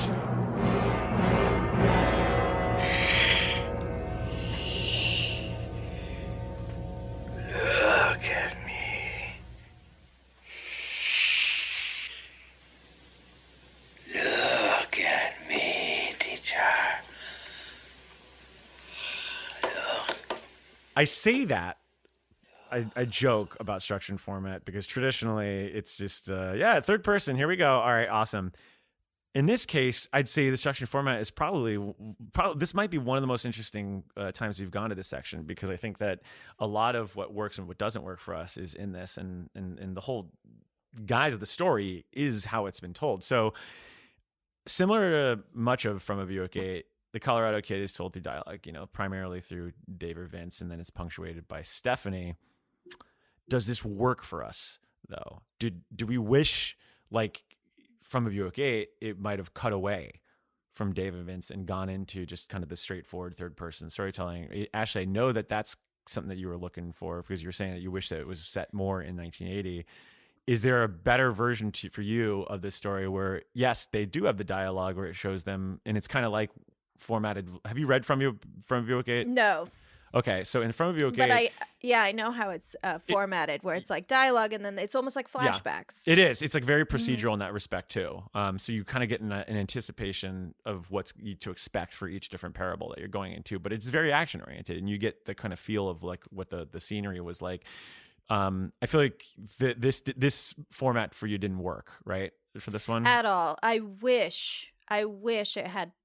Even if they introduced the characters at the beginning and then the rest of the story took place in the past and then they didn't come back to the characters until the very end, I would have been even happy with that. And I know we'll get into it when we get to like talking about the characters, but I think that my biggest issue was, and I don't like using the word, but I was triggered by the characters in this as someone who has worked for many old white men before. And I hated the way they talked to Steffi. Yeah. And so like that was a big issue for me. I almost wish I just I didn't hear them talking to Steffi ever. And it just went back and I got to see it happening at the time that it happened. I just think that that's such a more interesting form. It's almost like I know that some people said that when they read this that it was exciting for them because they felt like they were kind of going along with the mystery but I wish I was finding clues with them. Like I know Stephanie was hearing the clues at the time, but I wish that I was able to find the clues with them and kind of, I don't know, like figure out where they were going to go next. It just it didn't work for me at all. The structure and the format. Yeah. Jen, what about you? Yeah, there is a little bit of a condescending tone to it. I think it's not nearly as harsh as it could have been. But I loved the structure of this. I was not exactly expecting to, but I think it's because it reminds me so much of Mrs. Todd's Shortcut, which is a story that's told from two like old codgers yawning on the porch, and then they get up and they get a snack midway through. And, so it feels so I think it reminded me a lot of that, which is why it didn't bother me so much the way they were talking to Stephanie about it. But there is like, they are leading her through the story, and you do get a sense that their approval of her hinges on how she can figure this out for herself, which I think is part of it. I just really enjoyed, I think I loved the Maine accent. I'm really fascinated by that. And I think the audio format for me really worked well, just hearing them kind of lay out this story. And so then for me, it becomes like, what is this story actually about? And I hijacked the outline a little bit and added my own question. Like, is this story actually about the Colorado kid, or is this story about Dave and Vince and Stephanie? And is it more of like a passing the torch kind of story, or is it actually about trying to figure out who this guy is, Yeah, Rachel, what are your thoughts on that?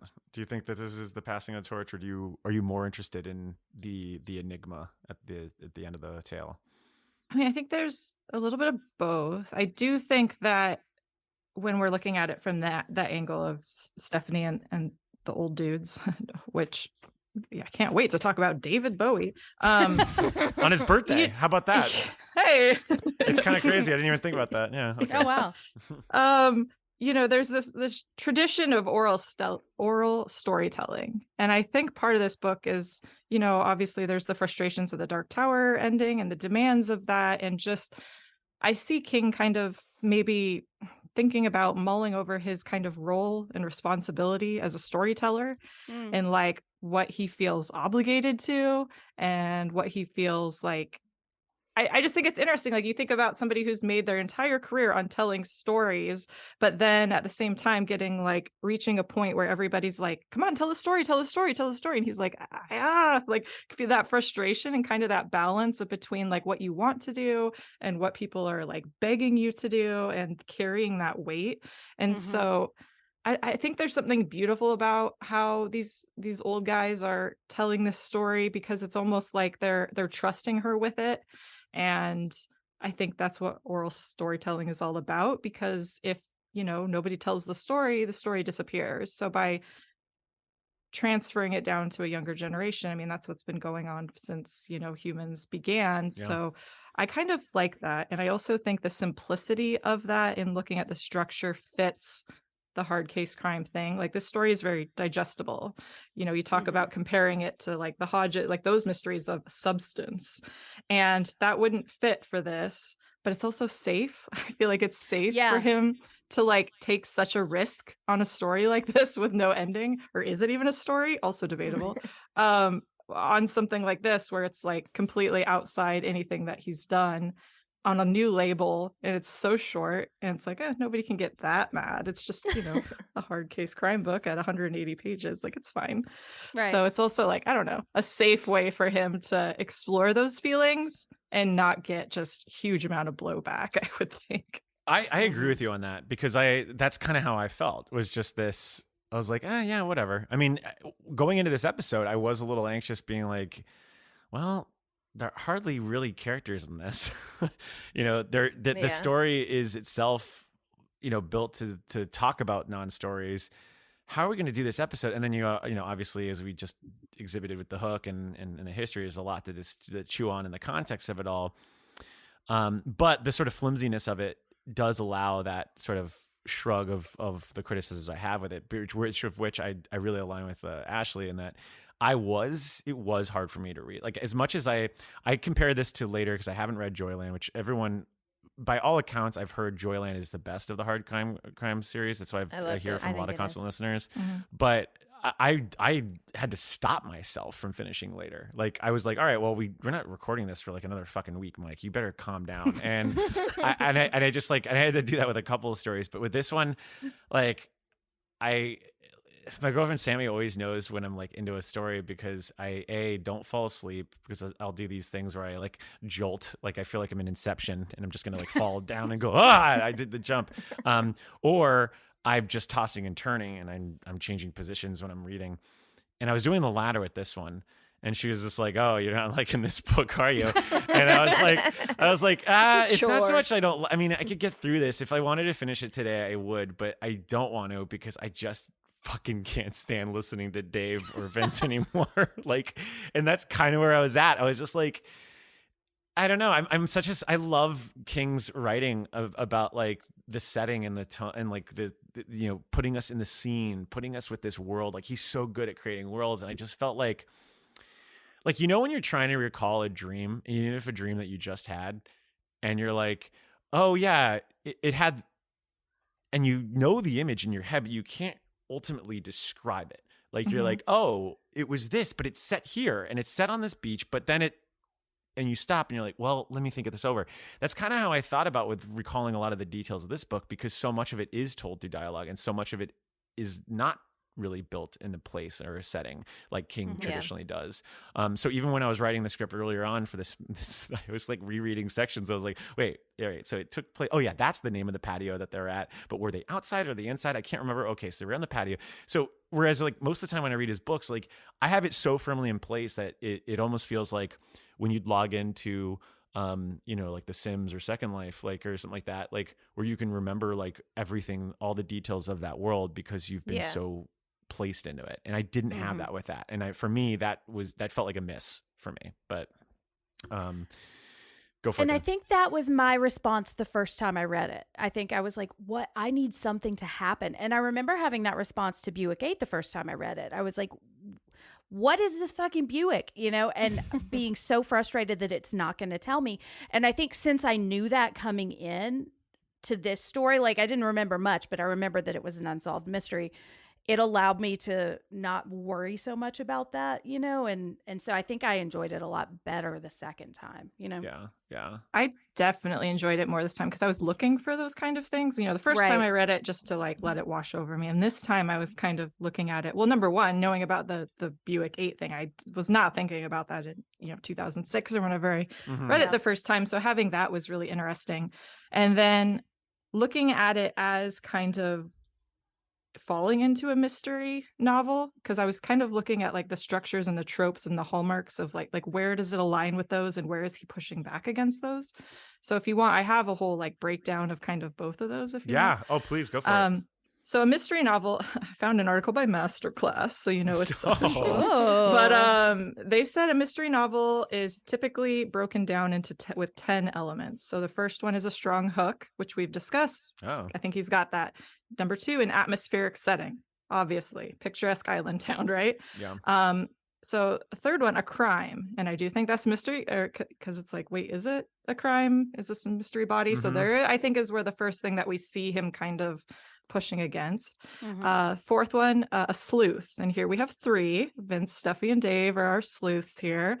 And then the fifth one is a villain. And I think that's interesting because there isn't really a villain here, right? Like, no, there's biggest not even villain one. Is like the Boston Globe guy. I know. Yeah. And Or like there's the not even detective one presented. Like, there's not an option. There's not like a shady guy in a trench coat, like hiding behind a bush. You know, like there's nothing like that here, which is interesting. The villain is villain like life villain is time. itself. Yeah.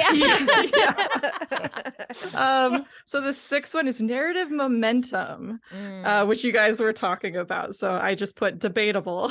Yeah. Because it keeps a consistent pace, but at the same time also like nothing really happens because it's just conversations. Yeah, the word glacial earlier, I was like, that's a fair word. Yeah.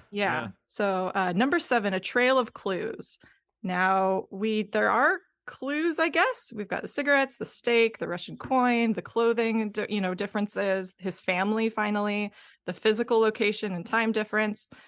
But these clues don't really add up to anything. Like we identify him, but then it doesn't really go any further. So it's like, are they still clues? Like, it's never, I don't know. We don't know. Well, and also like the red herrings with like, the church picnic or whatever being, it's like, does that have anything to do with? Yeah, and that's one of the points too, red herrings. But it's like, can there be red herrings if ultimately there is no solution? Yeah. Like, because it could have been the poisoner, Yeah. And that, like, when we're looking at the clues too, I thought it was interesting. They talk about like, I think Stephanie mentions like usually there's like an exotic element, which is very Agatha Christie. And, I also think that Russian coin could tie into that because it's like one, like clearly like exotic from another place. And so many of Agatha Christie's stories take place in far off lands. Yeah. Also, I did find out that coin did not exist in 1980. Yeah. Which, apparently we can get into King's Dominions. I was going to say, there's a point. Yeah, I have another thing to throw on that where I'm still perplexed on what that means. But yeah.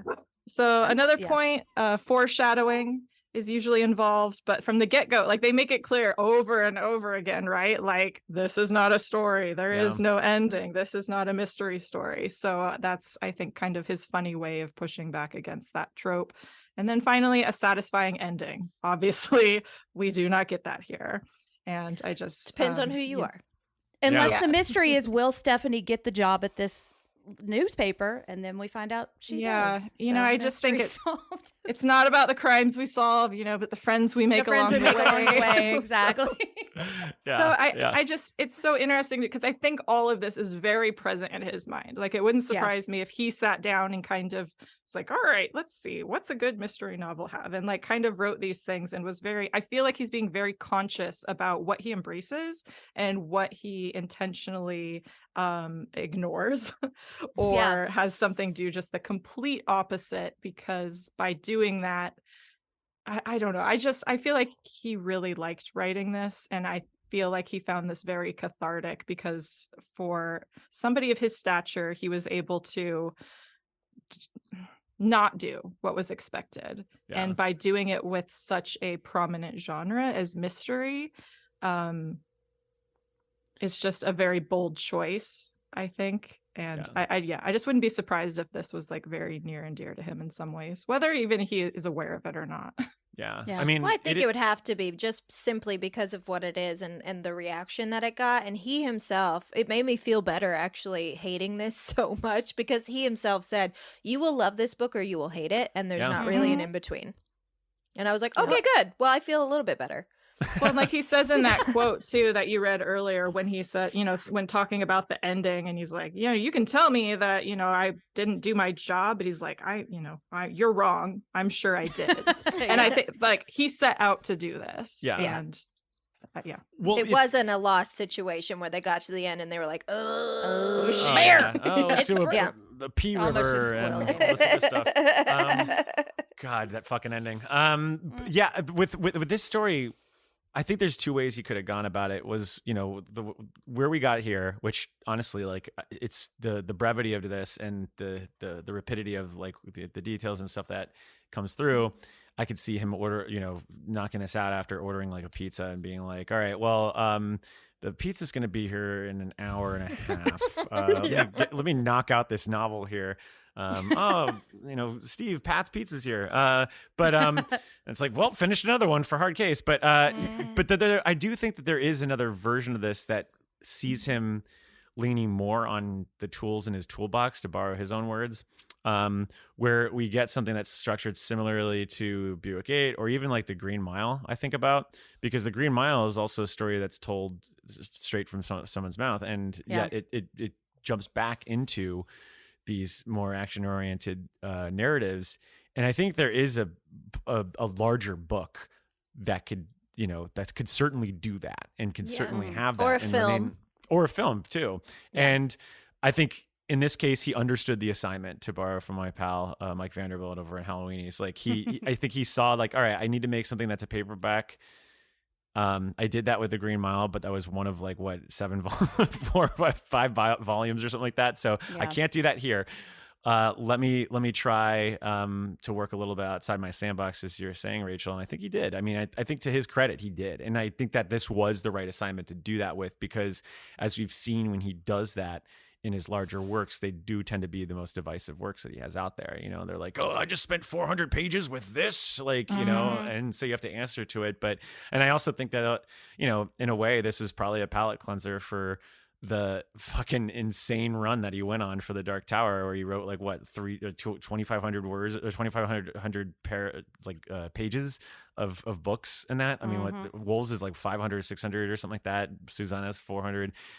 Yeah, I mean, that's a lot of fucking work to do in 1 year. To be able to do something brief like this, I imagine was just popcorn for him. This is how Stephen King does like a writing prompt. It's like they reached out to him and were like, hey, do you want a blurb? And he's like, what if I wrote a mystery? That's not a mystery at all. Yeah. And just like, sat down and busted it out. Like, that wouldn't surprise me at all. And just kind of, something that was low stakes for him, both, publicly and emotionally. I mean, look what happened to 1408. I mean, that was a prompt. It was literally a prompt for himself that he had done for the story, and then it ended up being, arguably the scariest story that he's ever written. So, All right, well, let's talk about our favorite characters in a section we call Heroes and Villains. I'm gonna have to kill this fucking clown. Welcome to the Losers Club, asshole! All right, Heroes and Villains, as we had already announced, villain life, time itself, something that we can't reckon with, and that we just have to abide by. So, all right, we're going to move on from that. But let's talk about the heroes. And we've got about, not a lot of, there are a lot of characters in this story, but they really boil down to, the 4, So let's start with the star man himself, Dave Bowie, 65-year-old managing editor, the Weekly Islander, who likes to eat a lot, I guess. I mean, that's what else we got in here. I mean, I have a stupid question. Is the name Dave Bowie distracting? Yes. For me, I hate it. It was. I hate it. Yes. Why? Yeah. That's what I kept asking. Why? It just seems so. I don't know. I get it that it's a name. Yeah. But it's the most iconic singer-songwriter, or one of the most iconic singer-songwriters of all time. What if the other one was named Eric Clapton? I know. Mark Jagger or Brian Springsteen. Yeah, we got Linda Ronstadt's coming into the Weekly Islander. Like, change it a bit, like Donald Bowie. Yeah, give me something. Also, like, Bowie is such a, he's such a singular figure that you could just say Bowie and you know what it is. Exactly. I don't think of anyone else. So that for me, that was kind of just a little distracting for me. But in addition maybe that's to the point. I don't know. I feel like I'm overanalyzing. everything in this book, but maybe like that's the point, because it's like so obvious that you're like, why? Well, it's like, you know, he loves music. I mean, even when we were talking to him last year, he went to his record collection. So it's like he knows how important his name is. It's not a coincidence. No, exactly. Yeah, nothing. I never feel like there are any coincidences. I rarely do. And I know that he'd probably roll his eyes at that. But I don't know.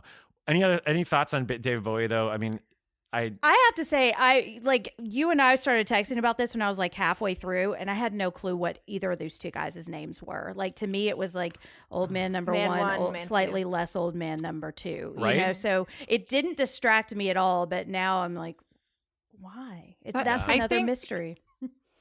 You know, they mention at one point, somebody says, they talk about chess pieces. Mm-hmm. And, you know, I think that especially when you look at like Agatha Christie, like all those characters, like they're all chess pieces. Like you get to know them a little bit, but you don't know their backstories. You're not emotionally involved in the characters. They're just all these pieces that get moved around. And then eventually Poirot sits them all in a room and they're like, haha, you did this and you did this and you were there.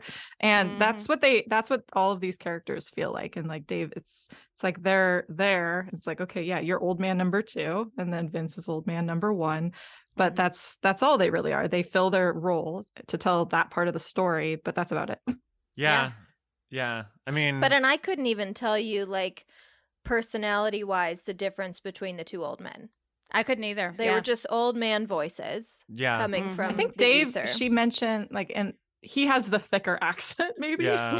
Oh, yeah. Do they talk about that? Because I feel like Stephanie's always like, he said, you know, Barry, like Burry or whatever. And like, there's those little notes there. But yeah, he has pudgy hands, and Vince doesn't. Well, so. And one is a stuffed string. I remember that detail.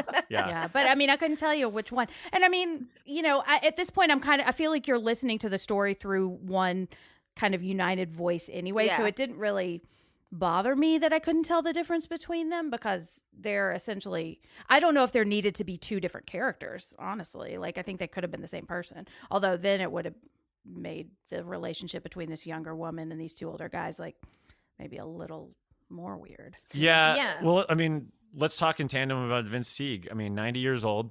I mean, I don't know. I mean, I don't want to sound ageist here, but like, isn't 90 a little too old to be working at least at this capacity? I just feel, I mean, I was watching Grumpy Old Men yesterday. Great movie. It's on HBO Max. You can watch the sequel too. It's Sophia Loren comes in.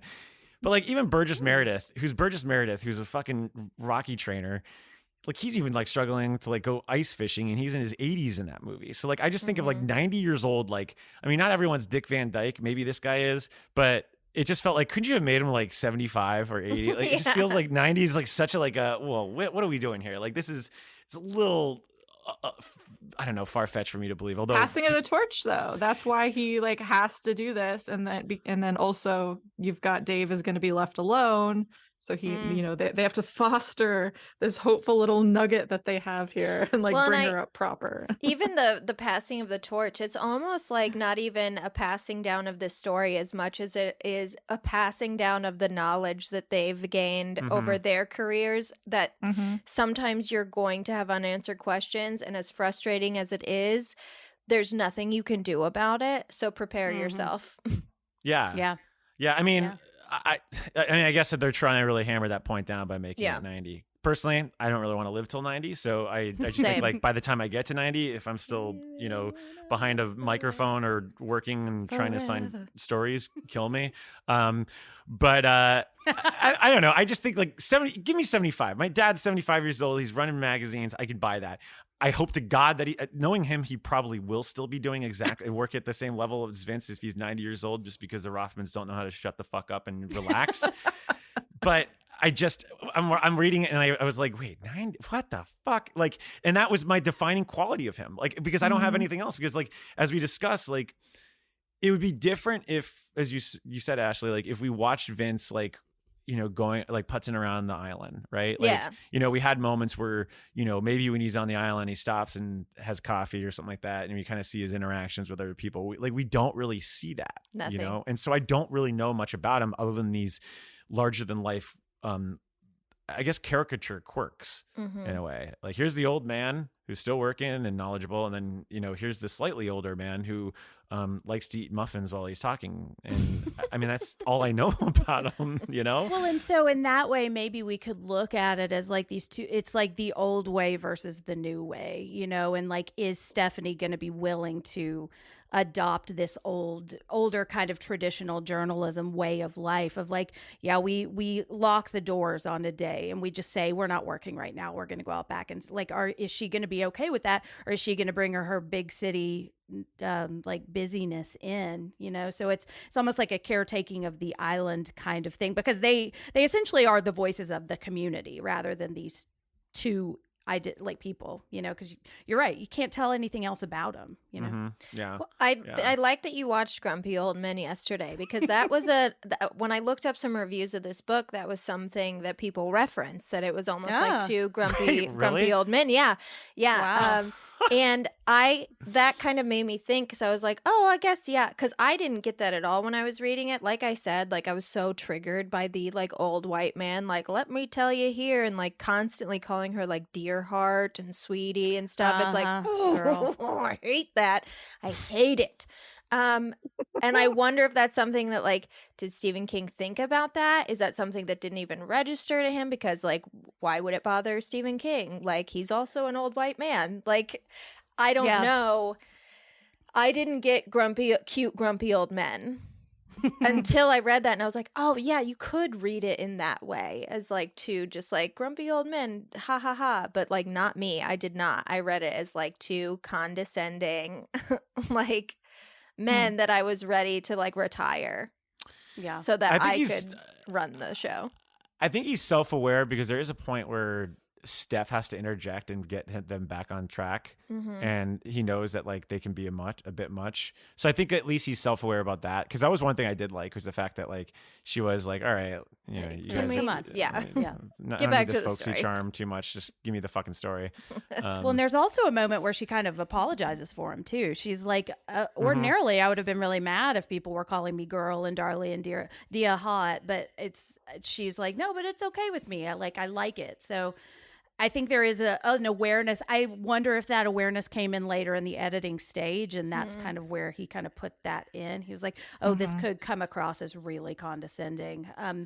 And I feel like it kind of lives in the middle of like really, really pissing me off, and really, I like these guys a lot, you know, because it definitely comes out in times that bother me, but also they don't feel malicious. And they don't feel like they're aware of it, you know? Well, and if I had thought ahead of time to do this, if I had thought of my husband's grandfather who lived in Maine and sounded like these men and was adorable, and I loved him, but he did talk like that, and he did call me dearie, you know what I mean? And if I had pictured him, I think I would have had a completely different experience, because there are some old men that I'm totally okay with calling me hun and sweetheart, because I just know that I know what their soul is. And then there are some old white men who call me dearie and sweetheart that I'm like, I will pluck your eyes out of your skull and eat them in front of you, you know? Yeah. And well, without knowing these guys, it was just like, I hate them. Yeah. Yeah. I feel like with anything like that, you know, whatever gender it's like you have to almost like earn the right to do that. And it's like, but if you just if you feel entitled to that, that's where the switch is. It's like, oh, you just feel like you can just do that. You don't even know me. But if you know somebody, it's like, oh, okay, that's cute. Yeah. And maybe if we had gotten more background on them, maybe if the characters were fleshed out more, it wouldn't have been so horrible. Right. For me to hear them like talk.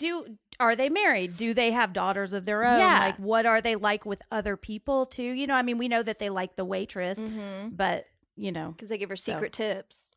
Exactly. Yeah. Well, okay. And so my other question was considering these two guys, because they do not tell the Boston Globe guy about this story. So when I'm thinking about like, this is their story to tell, and they're passing the story on to Stephanie, like, do we feel like they are good caretakers of this James Corrigan story? Like, this is his life, and this is the last legacy that he's probably going to have other than his son, but that's completely on the other side of the country. So do we feel like they are good people to kind of pass this story on, and do they have a right to pass this story on? And do they have a The right to question keep it? is interesting. Yeah. Because it's like, they're not, I mean, obviously I feel like the family always has The ultimate rights. rights, Yeah. but they were involved Mm-hmm. and have all the information. I mean, they have more information even than his family did because they were there, at every step of the way. So Well, I'd and it's say interesting yes. that this guy's, it's a man who's from away too. Mm-hmm. Yeah. Yeah. I mean, Well, it's good. I think yes, just because of the fact that if it wasn't for Vince, Arlo wouldn't have been able to get her life insurance, wouldn't have been able to have that sort of, I don't know, like that resolution for herself. Even if there is no final resolution. I mean, they talk about that in the story, and just how that, she was at somewhat peace at knowing at least that he was dead and that he wasn't just somewhere out there and had, absconded away just to some other place, because they had children and all. And so in that capacity, I do think that they were good shepherds of this story. And the fact that they are being protective of it not being sensationalized, I think is good. And I think that they've entrusted to someone that they believe in, which is also good. So I would lean yes. Whether or not I want to hear them tell the story again, no. But whether or not they've preserved it, absolutely. So, yeah. And I agree with you. I think they are. And I think that's partly like what you said, like the Boston Globe guy, it would be just a story. And he would and he even says this, that he would focus on some detail or like, he would make it a story that's going to grab headlines. And part of why I can excuse them kind of giving her breadcrumbs is because this is a story that really means a lot to them and they want to make it last, and they want to tell it in a way that is going to make Stephanie care about it as much as they do, And I feel like the Boston Globe guy, it would just be like column number 7 in his series, So Yeah, and there's a note that you have on here, Jen, that kind of calls back to what I was saying about them, Vince, at least Vince being 90. I mean, if you're 90 years old, I imagine you're definitely thinking, all right, well, I'm at the end. I'm at the twilight years of my life. And I think that his own mortality, what you're talking about here, really does come into play. And I think that's partially why I think this does come out and mean a lot to him. Not only just the passing of the torch, but just of his own life. And I think that in addition to, how his own legacy is going to be perceived, I think that there are these questions that you're just going to always wonder, like, well, I've always thought there was more time in my life and I was going to get these answers, but here I am at the end. Those answers still haven't come. What do I do with this before I'm gone officially myself? In that space, like Vince is a far more interesting character to me. I think that's more, subtly, because at in this, which I like that, but I don't know. I like that take, Jen, that you have here in the notes. But because my question was like, would he have told this story 20 years ago? If she had, or if he was the same age as the younger man, I think 65, Dave is 65, and then Vince is 90. So like, would he have felt such a need to be telling the story? And I really think a lot of my true crime like issues come with like, if I were a body that was found, what would I want and how would I want to be treated and what would people think about me? And I think King probably was thinking about this too. Like, we know he was reading when he was hit by the van. So like, what if they had just come across his body and he wasn't famous and they found him with a book and they're like, why is this guy sitting on the side of a road with the book? Like, what is going on with this? And it's just like, you think about what you leave behind and the trail of breadcrumbs of your own life and who is going to find it and who is going to care about it and who is going to care about you enough to want to tell the story to somebody else and to want to find out what happened to you. Totally. Steph, let's talk about Steph though, because I feel like we've got a lot of notes there. Oh yeah. Stephanie McCann, 22-year-old Ohio University graduate. She's on the summer internship at the Islander. Writes mostly ads in the Art and Things column, as we mentioned before. I like Steph. I mean, I again, not a lot here, but I do think that I certainly related more to Steph, not only just because she's a conduit for the condescending reader, but I think she's more relatable in that, her reactions are certainly shared by my own. What thoughts on Steph here? Yeah, Jen, I feel you've got a lot. I've got quite a bit. Yeah. But I mean, I don't know if anybody else wants to say anything first before I launch into my from away thing. Because that's the thing I'm most fascinated with about Stephanie is the from away, Well, and she does mention in the story that like she has sort of decided that this is where she'd like to live. Like she's fallen in love with the island. And I can definitely, that's something that I think everyone can relate to, moving to a new city and like the moment that you finally go like, this is the place for me. This is where I want to be for whatever your reasons are. So I can definitely relate to her in that way. And, especially finding like not only the place you want to live, but the place you want to work. What a dream. I know. Yeah, what a and dream. So young. Right. And at 22, you little I know. bitch. I'm still trying to figure it out. I'm 34, 35, and I'm like, I don't know. Yeah.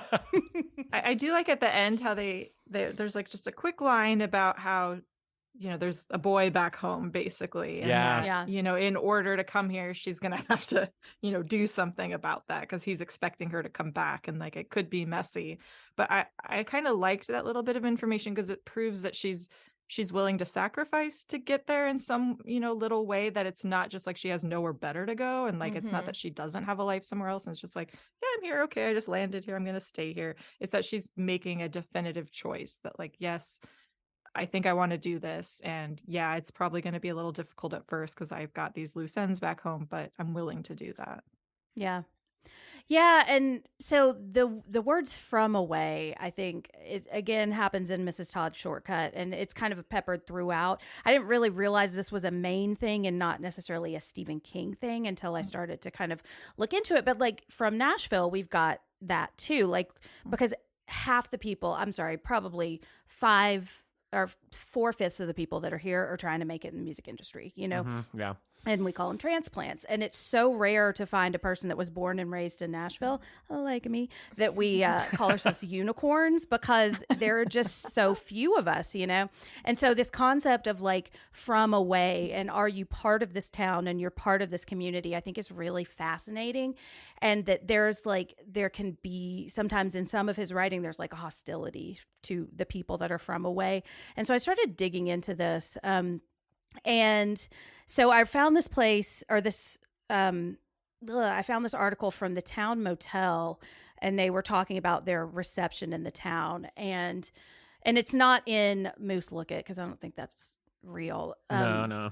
It's a small Maine town that I cannot remember, but they were writing, there are 3 kinds of people in Maine: tourists, natives, and those of us who have put down roots in Maine but are from away.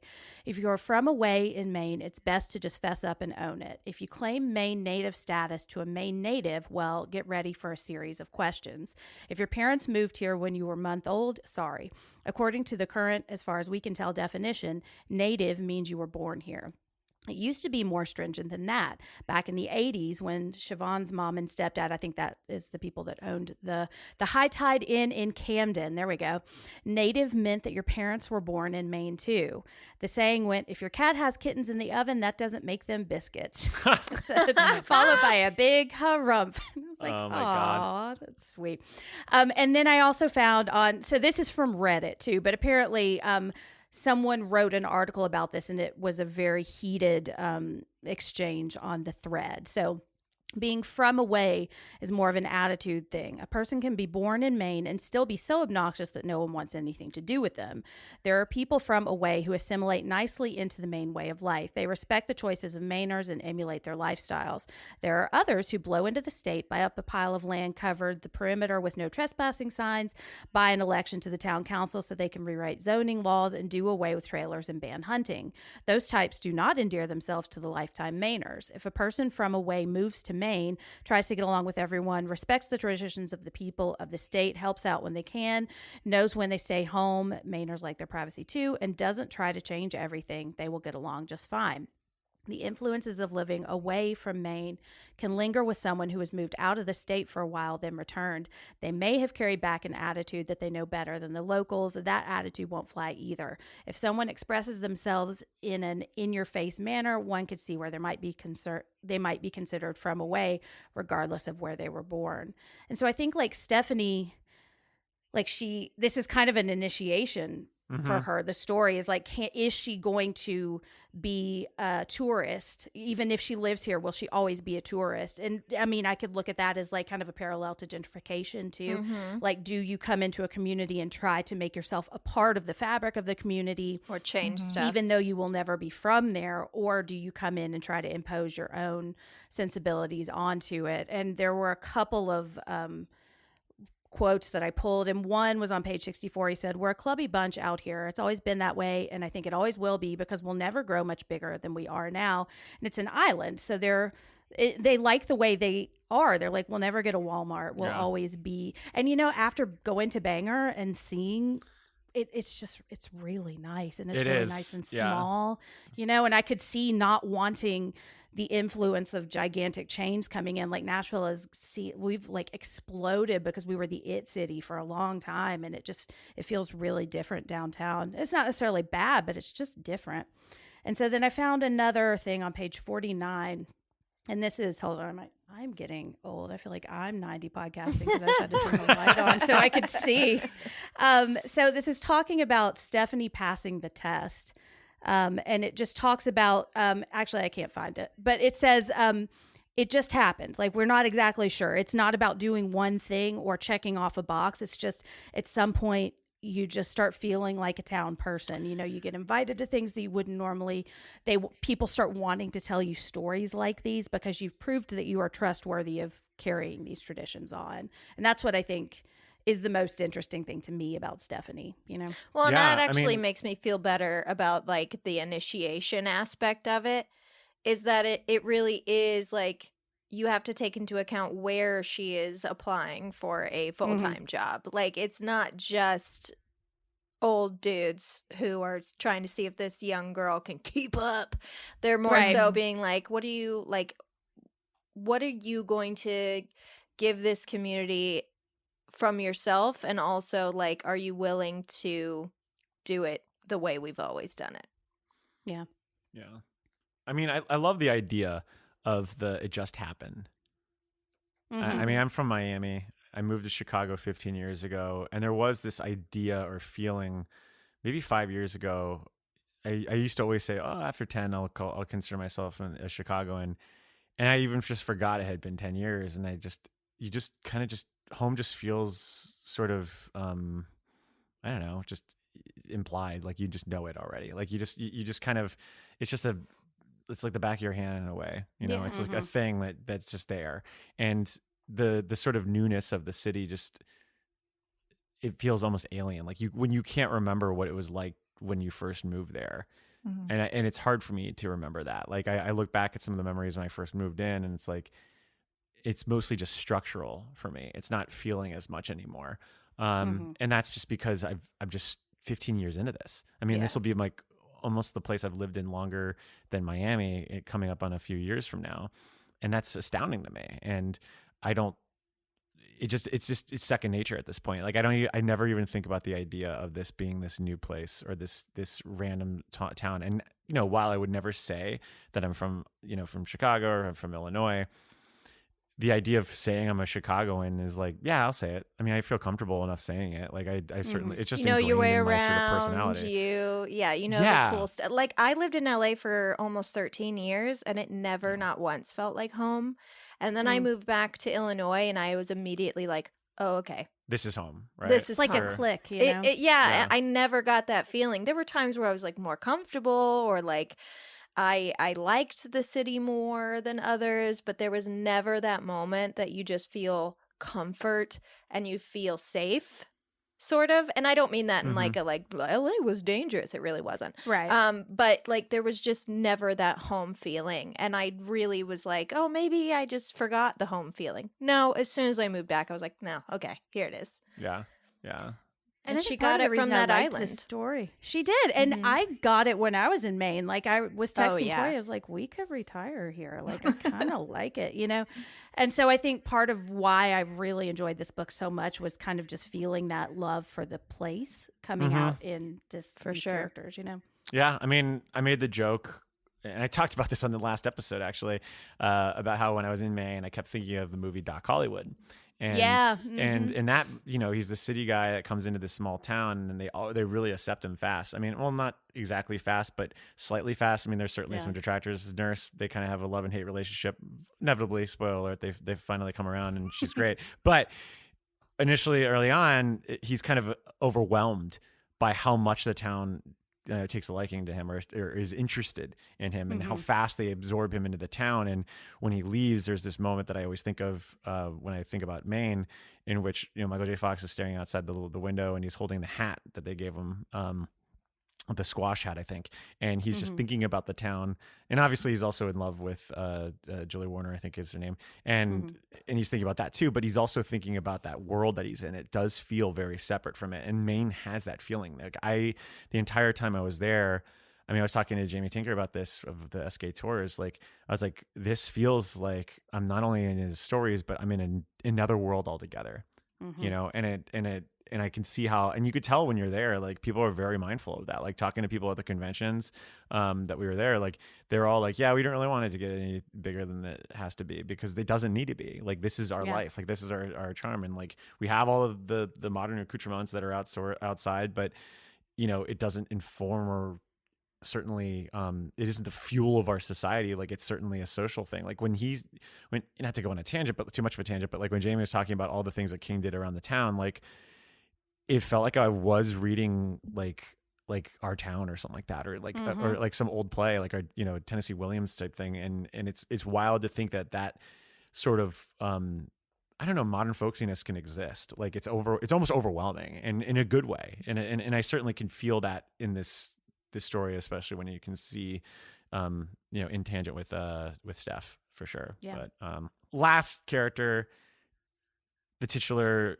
man himself, the Colorado Kid, James Cogan. I mean, what do we want to talk about here? I mean, I think certainly the collateral damage of his death is interesting through Arla. I think that's something that is worth mentioning. I was pretty taken back by her own plight in the story, and just how, like, you know, she had to take the college funds and to survive, and the sort of the weight of this incident on her own life is something that I thought about more than, you know, James running out of his office and flying to Maine. Like, and I thought that was kind of powerful, because it kind of ties into something that you wrote a while back, Jen, about the Cecil Hotel. I was thinking about that too with this. Yeah. You know, and like how what I loved about that doc was that it really tried to really stress the idea of like, yeah, it's interesting, these unsolved mysteries, but there's still a life here, and there's still collateral damage tied to it. And I think King's pretty smart in getting to that with Arla. Like, you know, the fact that he dedicates more to that, and Vince dedicates more time to that than some of the sort of unknown questions is really telling of like where King's thoughts are on mystery and crime and all that. But I don't know. Any other thoughts on the kid, as he's called? I do think I like how he makes him just completely average and normal. Yeah. Like, they make special point to be like, there's no evidence he was an addict of any kind. There's no evidence that he was, you know, struggling with depression. Like, this was a suicide thing. There's no evidence that, you know, of any outwardly, you know, negative behaviors.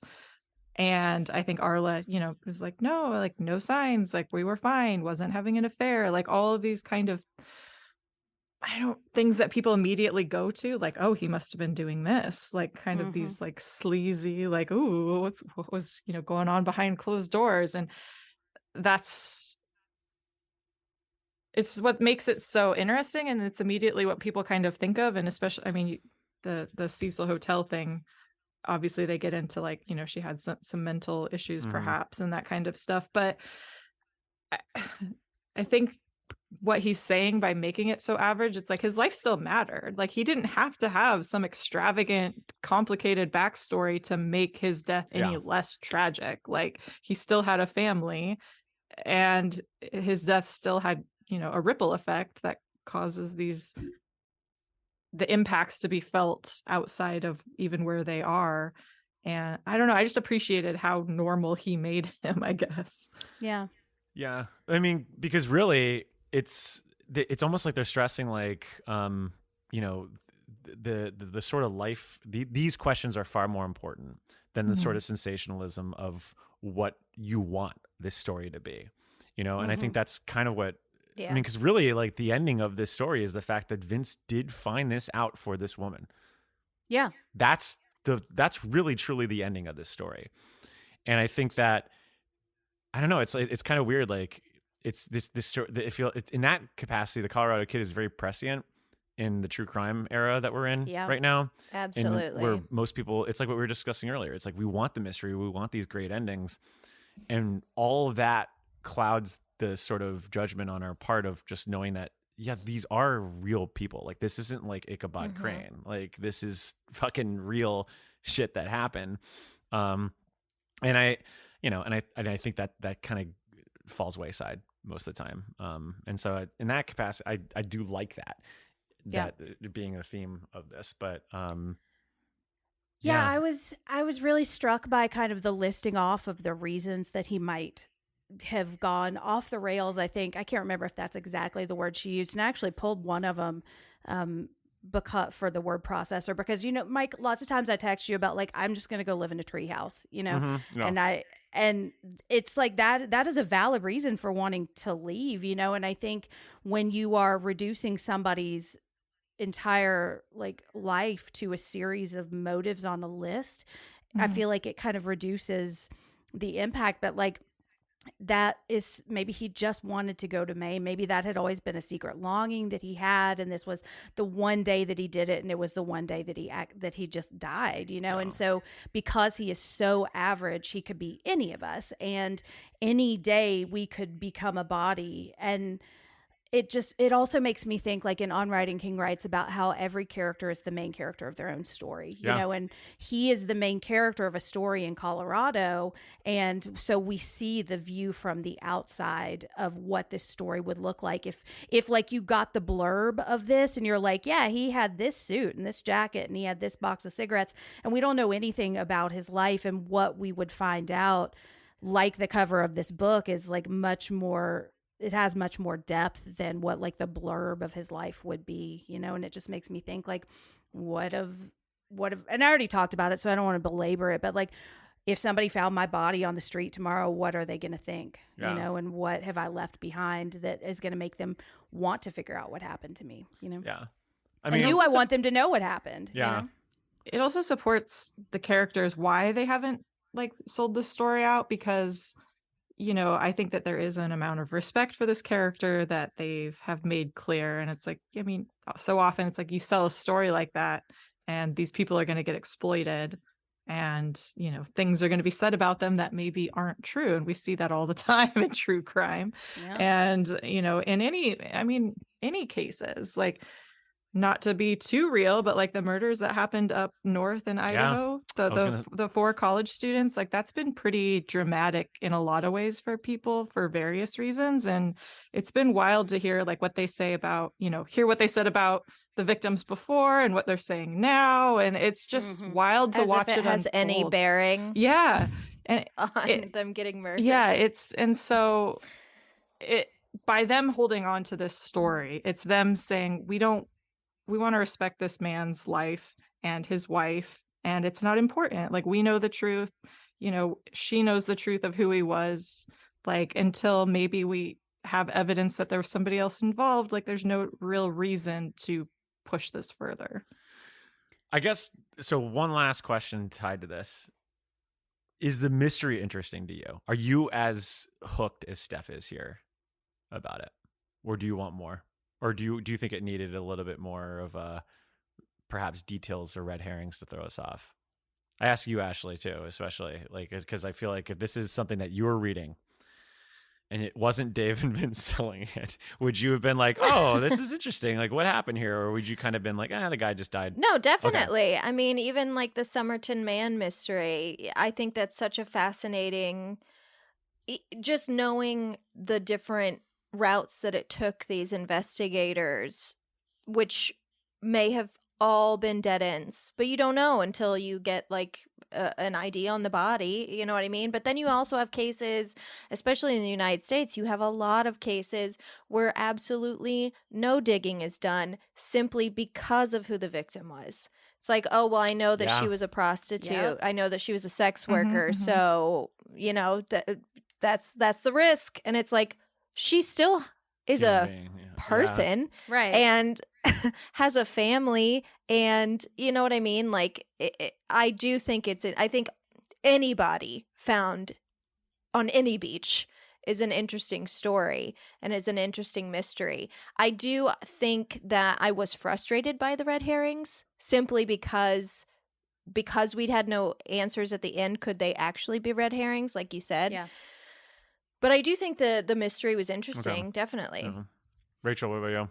It's interesting. I think I'm more interested as a King fan reading this. Yeah. Because immediately, like, my conspiracy brain is, going to go into all the things we talk about in King's Dominion. Because I'm like, on paper, of course, it's like that doesn't make sense. But then, the King fan and you's like, but what if? Is Kogan going through a thinny? Like, is that, Yeah. So it's and I mean, funny. that's what people thought the Somerton Man did for a while. They were like, is he a time traveler?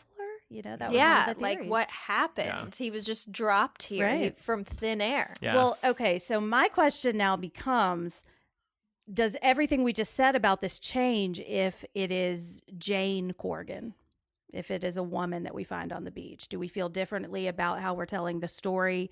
Do you think they would feel differently? And I don't know if we necessarily need to answer that because that feels like a huge question, but I feel like it's interesting that we are talking about a man who's unidentified because that we don't blame the victim in that way, like there wouldn't have, like, I can't remember what he was wearing. I know there's a coat about there's a thing about his coat, but slacks. That's not an interesting part of the story for me. But if it was a woman, we would be talking about whether she was wearing a dress or a skirt, and and so in the afterword, we talk about how this was inspired by a woman whose body was found, and so, but he made the intentional choice to make it a man. And I'm not saying that as a criticism. I just think it's interesting. I mean, it is wild to think that. I mean, it's not wild. I mean, it's just the way the media is, that like, if the first thing that came to mind, if this was genders flipped, was that the first question they probably has was there an assault or some like a sexual assault that's tied to it too. Whereas I don't even think that was a question for them with Kogan here. Either. And that's, I mean, that's pretty telling of where we are as a culture, to be honest with you. Sad, to be quite frank. But yeah, I also wonder what the collateral damage looks like out of that. Like, is it more impactful to have someone like Arla? What if she was a mother? Yeah. Right. What is, he's if she a was father. Yeah. But if she was a mother way out here, far away from home, like, what does that say? What was she doing? She must be a bad mother if she was that far away. How could she leave her child? 100%. Exactly. Yeah. Yeah. So it does change the perspective for sure. And I think it was kind of strong for him to go this route, because I think that for him to discuss the Arla character certainly allows some more weight and some more depth, I think, than having to get into some of those. But are we good with characters? We good? Okay. Well, let's talk about, I guess expand upon some of the things that we didn't really like too much in a section we call, Annie Wilkes' favorite character, Misery. She died. She just slipped away. Slipped away?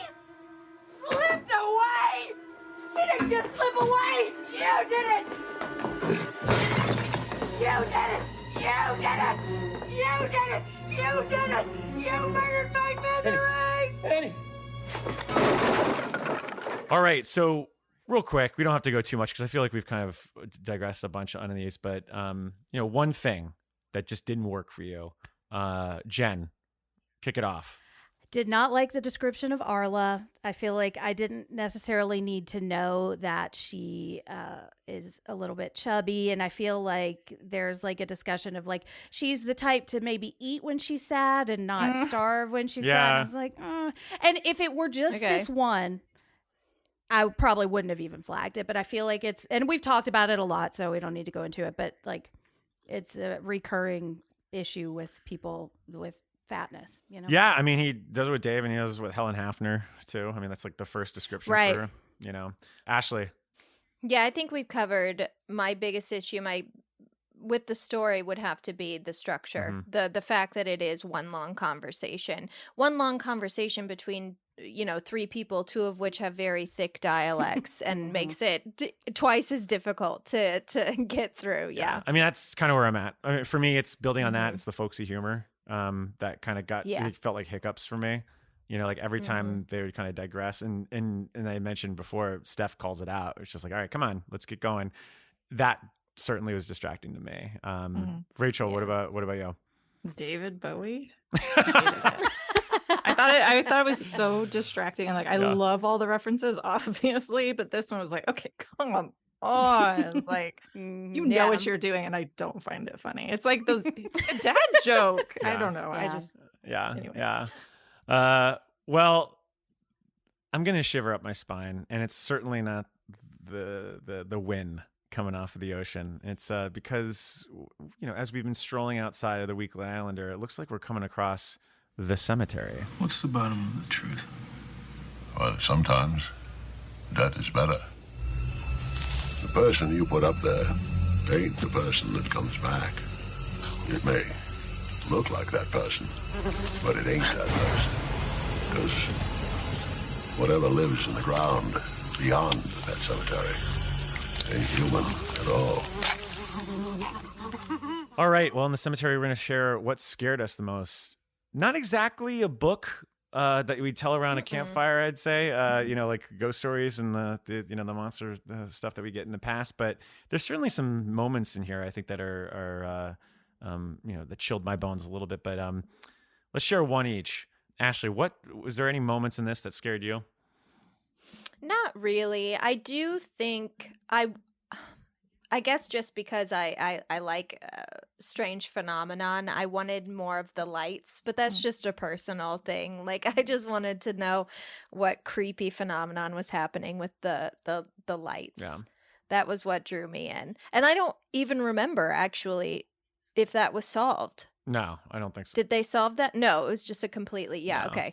And I wouldn't want them to. No. I mean, for the record. Did you hear about the Las Vegas lights recently that happened? Yeah, of course. Yeah, and then they just basically said it was the neon that was reflecting from like some of the ice or whatever. Yeah, and it's like, shut up, let me have enjoy this. Give me this moment. The aliens. God damn it. I want Las Vegas aliens. I want to believe that they're trying to get into the Cosmopolitan and like go see a show or something.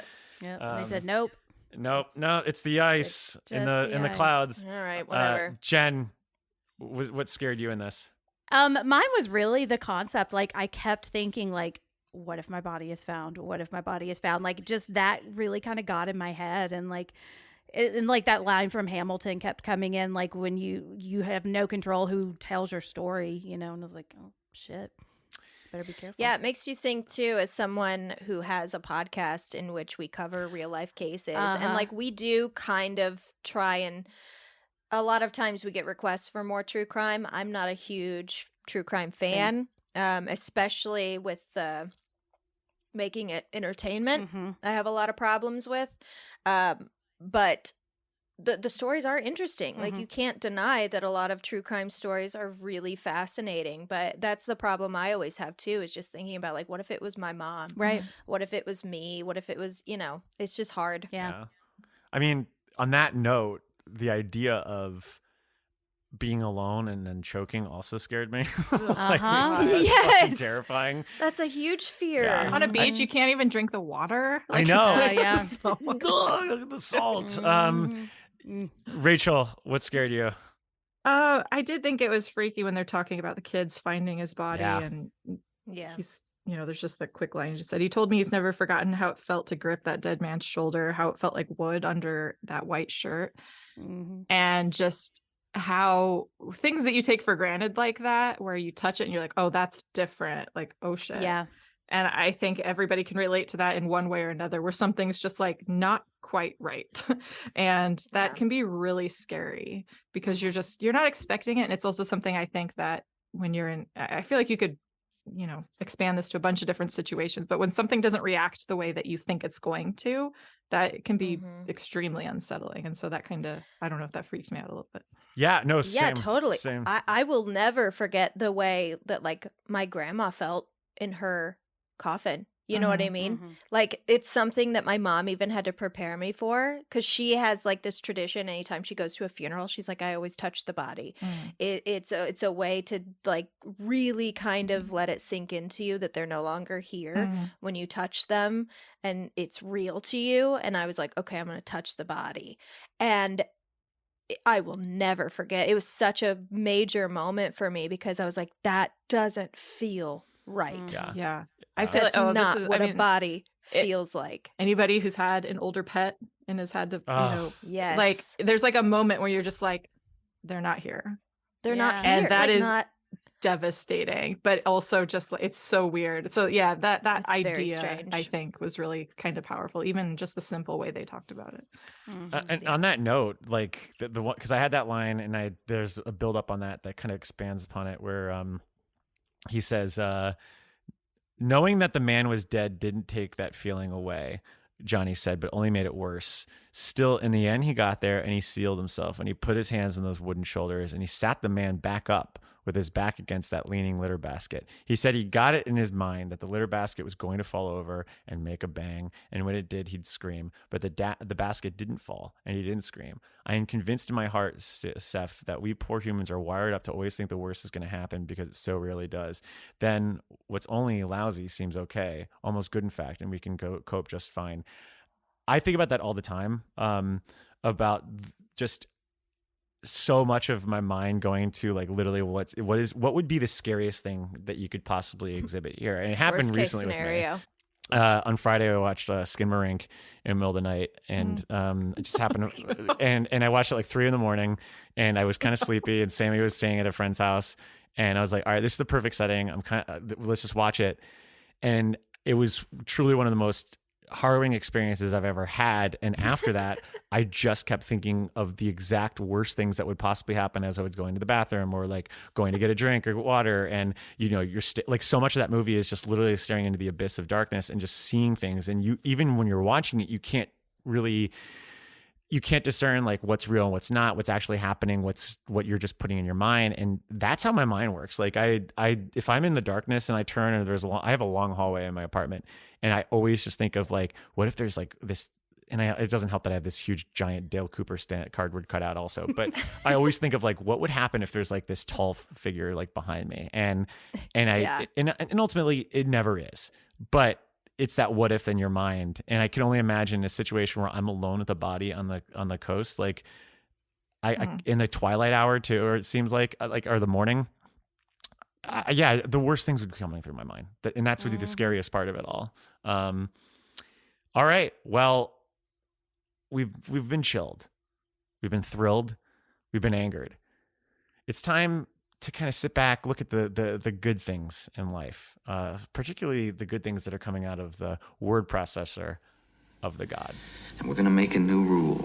Whenever I'm in here, you hear me typing. Whether you don't hear me typing, what the fuck you hear me doing in here, when I'm in here, that means that I am working. That means don't come in. Now, do you think you can handle that? Yeah. Fine. Why don't you start right now and get the fuck out of here? Well, in the word processor of the gods, we are going to share some passages that we want to take with us, So let's just share one each. Keep the brevity going. Ashley, what's one section that really you got stuck in your craw? Here's the thing. You got to skip me because I had nothing. Oh, okay. I really didn't take much from this story. I don't know if I mentioned that I hated it. Okay. But I hated it. And you guys have, though, definitely made me like it a little bit more. But as a story, I freaking hated it. Okay, that's fair. Jen, you've got a passage for sure, right?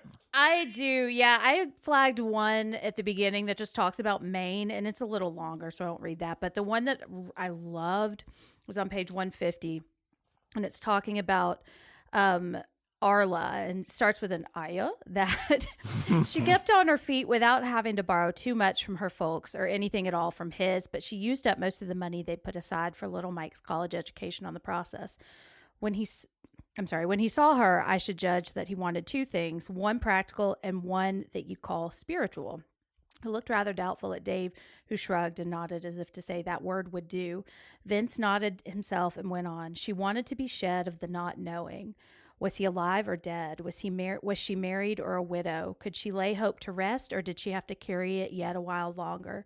Maybe that last sounds like a trifle hard-hearted, and maybe it is, but I should think that after 16 months, hope must get damned heavy on your back, damned heavy to tote around. I thought that was really, really apt. He still knows how to bring him, He really does, even through man. dialogue.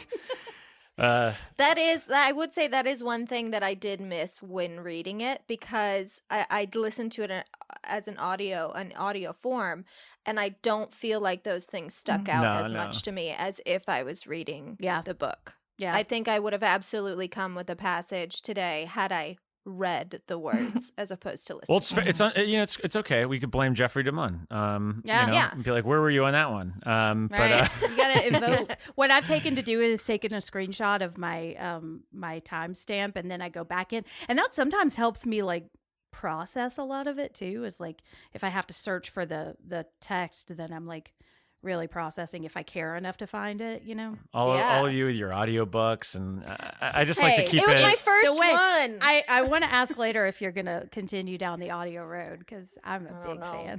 Yeah. I'll recommend some for you. Thank you. Rachel, what's a passage that stuck with you? It's one that Jen actually read earlier, but on page 58, where he says, "A wave is a pretty thing to look at when it breaks on the beach, but too many only make you seasick." Love that. I know it's a little folksy, but I've never heard that, and I thought it was like, I like that. Yeah, I do too. Yeah, I love when he could do that too, because it's like those things just come so naturally to him, and I've always Flieger is very good at this, where Flieger will pull out these idioms all the time, or like these sayings, and it's also just because I'm sure because he studied law, so it's just like these things that he just has in his head. But I'm always just like, I can't even say like the big ones in life. Like I'll fuck those up all the time. Be like, and like my dad will be like, that's not the saying, and I'm like, yep, I know. Couldn't memorize it, sorry, but King just comes up with them, and I'm like, Jesus Christ. You're like, a bird in the hand is worth two in the bushel. I literally sound like Tommy Boy. I mean, it's got to be your bull. Like I screw it up all the time. But it's yours. Mine is on page 78, and wow, what a shocker! It's about the elements, because that's all I ever bring to this section. Then for maybe a minute, the three of us just stood there, looking down at him like mourners. A minute can be an awful short space of time under some circumstances, but it can be an awful long one at a time like that. I remember the sound of the wind, still light, but starting to build in a little from the east. When it comes that way and you're on the mainland side of the island, it makes such a lonely sound. And it's like, yeah, that's what I want. That's the King I love, is when he brings me there. I feel it all, especially wind. God, I love wind. Mm-hmm. Great and element. you can tie it to emotion too. Yeah. I feel like he totally really finds a way to make the setting amplify the story. Yeah. It's just, oof. Well, I'm hungry, so let's get some pound cake. After all you've been taught, everyone isn't bad, Mama. Everything isn't a sin. Come to your closet and pray. Ask to be forgiven. He's a nice boy, Mom. You like him. You really like him, Mama. Just gonna go as blunt as possible. Surprisingly, not so much pound cake. Other than, the pound cake has got the cover on both of them. To be honest with you, it looks like we have like Michelle Monaghan on the cover of mine. But I honestly, other than the sort of fat phobia type of stuff, like I didn't really see too much. I mean, there's some descriptions of Steph that I had on here and whatnot. But anyone have any slices of pound cake that they can kind of bring to the table? Nothing. There's nothing. I feel like I didn't even write it down, but I feel like there was something he said about what's her name? Nancy, the girl that he found, something about her being 17, but I was like, Yeah. just grossed out by it that I was like, I'm not even writing it down. And for a story that is framed through two old men telling a story to a young woman that is like, it has a lesser power dynamic, I think that speaks to him. It could have been a lot grosser, even though we've talked about how it doesn't always feel good. Like, Yeah. At least there is no sexual element to it. Yeah. No. I mean, when you look at the drawings that they add on here, they certainly try to looks like the dog sniffed out the pound cake right now. But I mean, certainly the drawings do lean on how Steph is buxom blonde sort of thing, or like sort of that look of that old style of like the hard-boiled aspect of it all. But yeah, I feel like King really does buck against it. Like, I mean, the only thing I could even think of is like, the few cursory gleeps at her breasts in the beginning. And it's like, yeah, but that's the writer that does it. It's just, there's nothing really smutty about this book, and there's no scatological humor either, which was kind of funny. Because the cover would lead you to believe you were going to get some pound cake for sure. Exactly. Because I was like, when is the sex coming? I know. What if King like cut out a whole chapter where Vince and Dave like hooked up like on the desk of one of the writers? So damn, there is a line, and this is just because I was reading it late at night, and there's a line where he talks about my partner, and then he says something else after that, and for a second I was like, wait, is Dave like one of the queer characters? And then I just reread it. I was like, no, I read it wrong. You're a fucking idiot. And like I kept going. But yeah, it would have been hilarious if they just were like, oh, wait a second, I gotta go. Oh, by the way, we're lovers. I gotta go see my mistress. Were holding hands or something. Yeah. We're like, oh, we gotta go see our mistress on the other side of town. Now I gotta go have home and sex with my wife. Yeah, like Clue. Right. Well, Clue's a great reference that I just threw out there, right? Well, there are plenty more references that we're going to be discussing in our section we call King's Dominion. There's another world out there. I know there is. All right. I feel like we've been teasing this section a little bit. It's our penultimate section. I feel like, as much as the restraint he exhibited for Pound Cake, he does exhibit a lot of restraint here in the Colorado Kid. But then I'm reading about stuff, and it seems as if there are, or at least he teases slight connections, so to speak, in this book. Rachel, you said you had a little bit more of it. Were you done with the Room 237 at this point, or did you have any other King connections that you wanted to throw out there? I mean, I know a couple of you, myself included, are past smokers, and I don't know if you know how many cigarettes come in a pack. There's 20. 20. Yeah. Oh, there's one missing. Oh, that's incredible. Whoa. Your sleuthing today has been I know fucking wild. Like, if I ever die, you're on the case, Rachel. Wow. God, I want to smoke so bad now. I know. God damn it. This one. I did see that Tashmore Lake was mentioned. And that is where Mort Rainey murdered his wife and lover in Secret Garden. But then it's called Tashmore Pond, but it's also where Charlie and Andy stay when they're on the lam. Oh God. Okay. Hide from the shop. That's interesting. Okay. Well then, yeah. I also had another thing this is a little Room 237, but so the body's found on April 24th, 1980. And I thought, well, wouldn't it be funny if, like, because he's wrestling with his feelings of the Dark Tower, maybe King made it so that the body itself, this conceit of the story, or the seed of the story, has shared a publication date with, like, maybe the first Dark Tower story. Well, no, because The Gunslinger was published in 1980. But here's something funny. The second section, the Way Station section of The Gunslinger, was first published in April of 1980 in the Magazine of Fantasy and Science Fiction. And in that story, it deals with how we see the link between Roland's world and ours, which when you think about, I joked earlier about the Thinny, with the Colorado Kid going through it.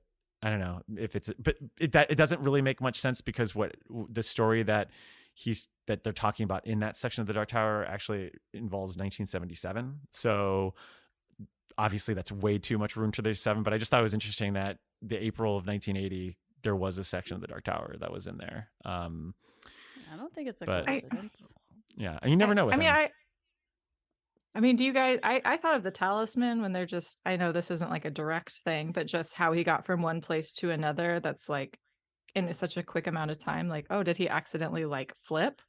And then when he came back, you know, like lost his clothes there, or like something was different about his clothing. Like, did he get robbed on like one of the roads in this other world, you know, where he like flipped over and that's why he doesn't have any ID, or like, I don't know. Like a twinner or something, you know? Yeah. Yeah.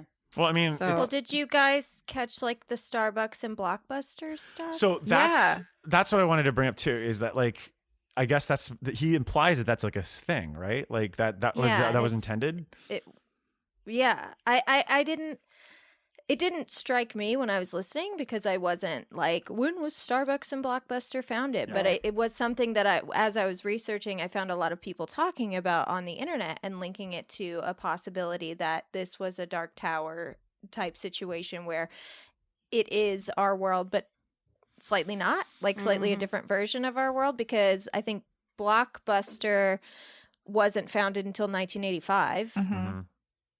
So it's a question of also, because we're being told this story by two very old men, are they just forgetting small details? But the coin, like if that was the coin, like those coins didn't exist at that point in time. So was that, you know, a different version of Russia where things moved at a little different pace and those developed at a certain time? Right. Or is it just like King not doing his research and being like, yep, it's a clue. I didn't mess up. Oh yeah. Yeah, like it's like in the I hate to keep saying The Simpsons, but it's in like that episode where he's like, yeah, anytime you see that, it was a wizard that did it, you know? It's like anytime like there's like he's just given himself this perfect out for any kind of inconsistencies, and I kind of love it because we can be like, well, maybe they were drinking Nuzala instead of like Coke, and that's why he calls it dope instead of like what it actually is, you know? Yeah. But also there's like that thing where you know how like Kleenex is a brand and there are different types of Kleenexes, and sometimes like especially older people will just refer to like any coffee shop as a Starbucks. Yeah. Right, yeah. It's like, no, that's a brand. Right. And then there's like the actual Berenstein Bears place. thing, which apparently the Mandela Also, there's effect. Mandela Bears. effects. Yeah. No. Maybe I'm from a different world. I do like the idea that, I mean, it kind of goes against what we were just talking about, how, you know, it's not about the mystery, it's about, you know, there's a life here at stake. But there is a part of me that's like, yeah, but what if he did go through the thinny? I mean, like the similarities between this and From a Buick 8 are very telling, because, you know, when they talk about the man at the gas station, one of the low men, or the Cantoy that we believe, or it's inferred, or implied at least. Maybe it's the same thing here, you know, where it's like, you know, he's going to drop a couple hints, a couple clues. Maybe this could be it. And he actually did, you know, Toad Ash or whatever it was, that, you know, to Maine, and that's how he got there. And, you know, except at the end of From a Buick 8, he makes it a little bit more clear, because they have those flashes of what you see in the trunk, and you can see the, you know, the characters that are in there. Doesn't give us that here, but I don't know. I kind of like the idea that we could kick it around, and it's kind of goes back to what you were saying, Ashley, about like the mystery, the sandbox of it all in our own minds. It's fun, and it's certainly great for constant readers, because they love this shit. They love eating it up, and he knows that. And that's why, like, when he talks about the, you know, he has that quote or about what you're talking about with the Starbucks. He's like, you know, don't assume that's a mistake on my part. And it's like, okay, well, you're just feeding into this. You just love this. Any other KD that I've got a couple. So this Blood and Smoke was 3 stories from Everything's Eventual, where cigarettes and smoking play like a heavy part in it, and I think this could easily have been lumped into it. It was also an audio collection, which I love. And then Boulder, that's kind of an easy one. But then it also reminds me a lot of The Body, you know, just because, I mean, they are finding a body. But, I mean, I could see maybe Gordy telling a story like this when he's 90 at some point, you know? I mean, he writes Don't they mention, down. like, the pie? Like, there's all-you-can-eat pie at the picnic? Oh, that's right. Oh, yeah. That's And interesting. maybe it was Lardass making his way up to Tashmore, you know?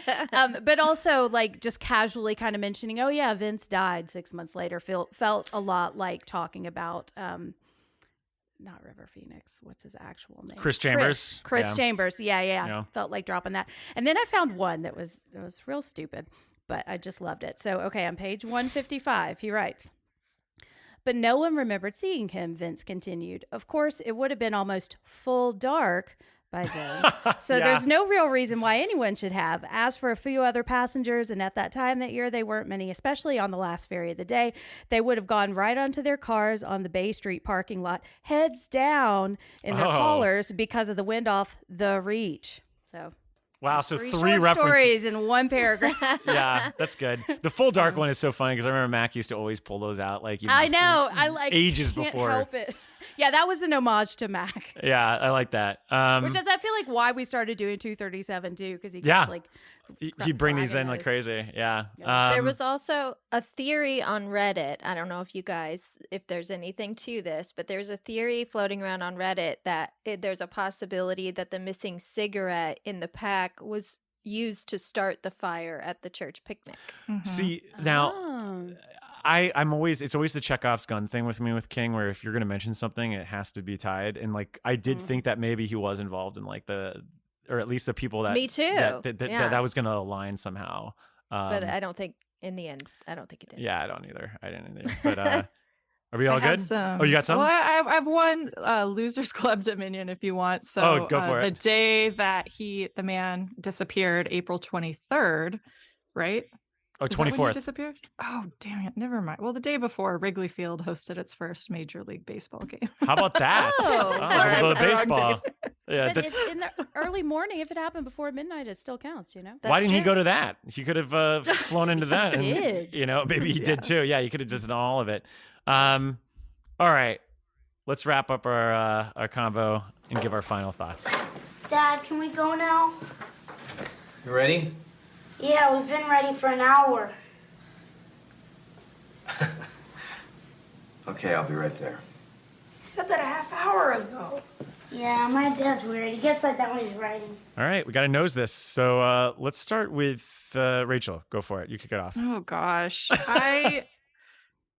I love this. I think it's so fun, and like being able to look at it from kind of different perspectives and like what I like to think anyways that like King was doing, and all these little like clues. Like I thought it was so fun, and I love how he's able to demonstrate his knowledge on the mystery genre. And I'm just gonna firmly believe that every reference I named here is in fact true. I think so. And so I like the ending. I like coming to that. It made me feel, I don't know, I got an odd sense of satisfaction, and I appreciate the boldness of it. So, but there are some things that's like I can understand, and yeah, okay, I get it.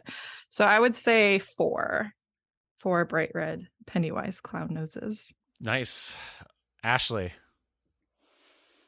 My original rating. I'm shaking this up because I know that like it's going to be all different. I don't want it to go like, we like one. Balance is good. Yeah. My original rating was 2 bright red Pennywise clown noses. I would say from your input, it's now 2.5 Pennywise bright red clown noses. But I also am fully prepared to reread this in 6 years and have a completely different reaction to the story. No, now that I've made my way through it and I can like, I know what to expect, and maybe I can go back in. I will say I would love to watch a film version of this where it is structured in the way that, I would like it to be, because I think that could make a really, really, really interesting movie or story. Yeah. But yeah, 2.5. I'm gonna give it 2.5. It's fair. We do allow half noses here, so this is good. Jen. Well, that kind of leads into my thoughts on it, because I probably would have given it a 2 or maybe even lower the first time I read it. And it was really, I think the key to my interest in this was really that King tweet, and that, Mike, you reminded us that he had done that. And I started thinking about the larger connections of it. And I think like with book analysis and film analysis, like there are some stories I think that shrink when you start to dig into them, and then some that grow. And I think this was one that I found, for me at least, really grew the more that I started to dig in and try to kind of figure out where the connecting threads are. Why does it connect to Buick 8? Like that one also, I said earlier, I did not like that book the first time. So now I want to go back and read it and see, maybe at a different time in my life, maybe this is something, maybe I just was not at a point in my life to enjoy it. And the same thing with the Dead Zone too. You know, there are some books that I remember not enjoying at all, and then I go back and I think once the pressure of finding the answer is out of my system, I can really kind of see the forest or see the trees in the forest rather than just kind of trying to figure out the way out of it, you know. And that was my experience here. I just really loved it. I think I'm going to give it 4 too. And also bonus points for mentioning Tea for the Tiller Man, because I love that album. I have that record. It's so good. And like to pair it with this, it's kind of like a calm, like hot cup of tea kind of album. You know, I think it would be a nice thing to listen to while you're reading this. So. Cozy. It's cozy. Yeah. How many Pennywise clown noses do you give Harold and Maude? And how much of it, and how much of it is in debt to Cat Stevens? Oh my gosh. I've actually only seen half of that. Is Cat Stevens in that? He did the soundtrack. He does the to that, soundtrack right? to it. Yeah, it's a great soundtrack. Oh, I'm going to have to go back and listen. But it also is about a very interesting love affair. It is. Right? Yeah. No bodies on the shore. And I say interesting, like that interesting carries a lot of weight. Yeah. Yeah. So fun. So Colorado Kid is a grower, not a shower. Yeah. It is a grower. Well, yeah. I'm going to Goldilocks this a little bit. I'm right in the middle. There's a quote from Role Models, David Wayne's movie, that kind of hits upon my feelings. Sorry. I almost put my drink out. There's a quote from Role Models, and it really does summarize my thoughts on the Colorado Kid. So it's a funny throwaway line too, but it's one that always like kind of stuck with me. So Paul Rudd asks Christopher Mintz-Plassey's character if he likes Coca-Cola, and McLovin says, I like the idea of it more than I actually like it. And I think that's how I feel about this. I love the landing, didn't entirely love the journey. And I found Dave and Vince slightly frustrating, if at times tedious, as I mentioned earlier. And I really felt starved for King's more pastoral descriptions. I really wanted to be there more, as I mentioned earlier.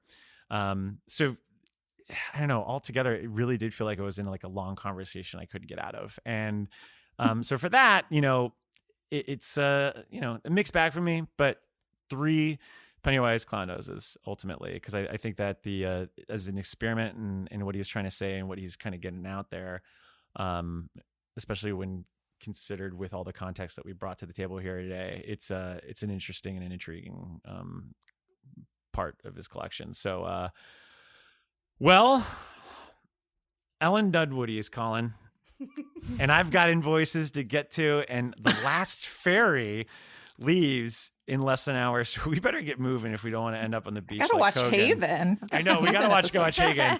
I tried looking for it, like I was later at night, we always have to cycle through shit to watch to fall asleep to, and I was like, oh, what if I just put on Haven? And it was like, I guess you have to buy it, and so I was like, I don't know how we're gonna do that, but well, anyway, we'll figure it out because we're going to be covering it. We are covering it on this show. It's just we have an interesting way we're going to be doing it. So, but yeah, stay tuned for that.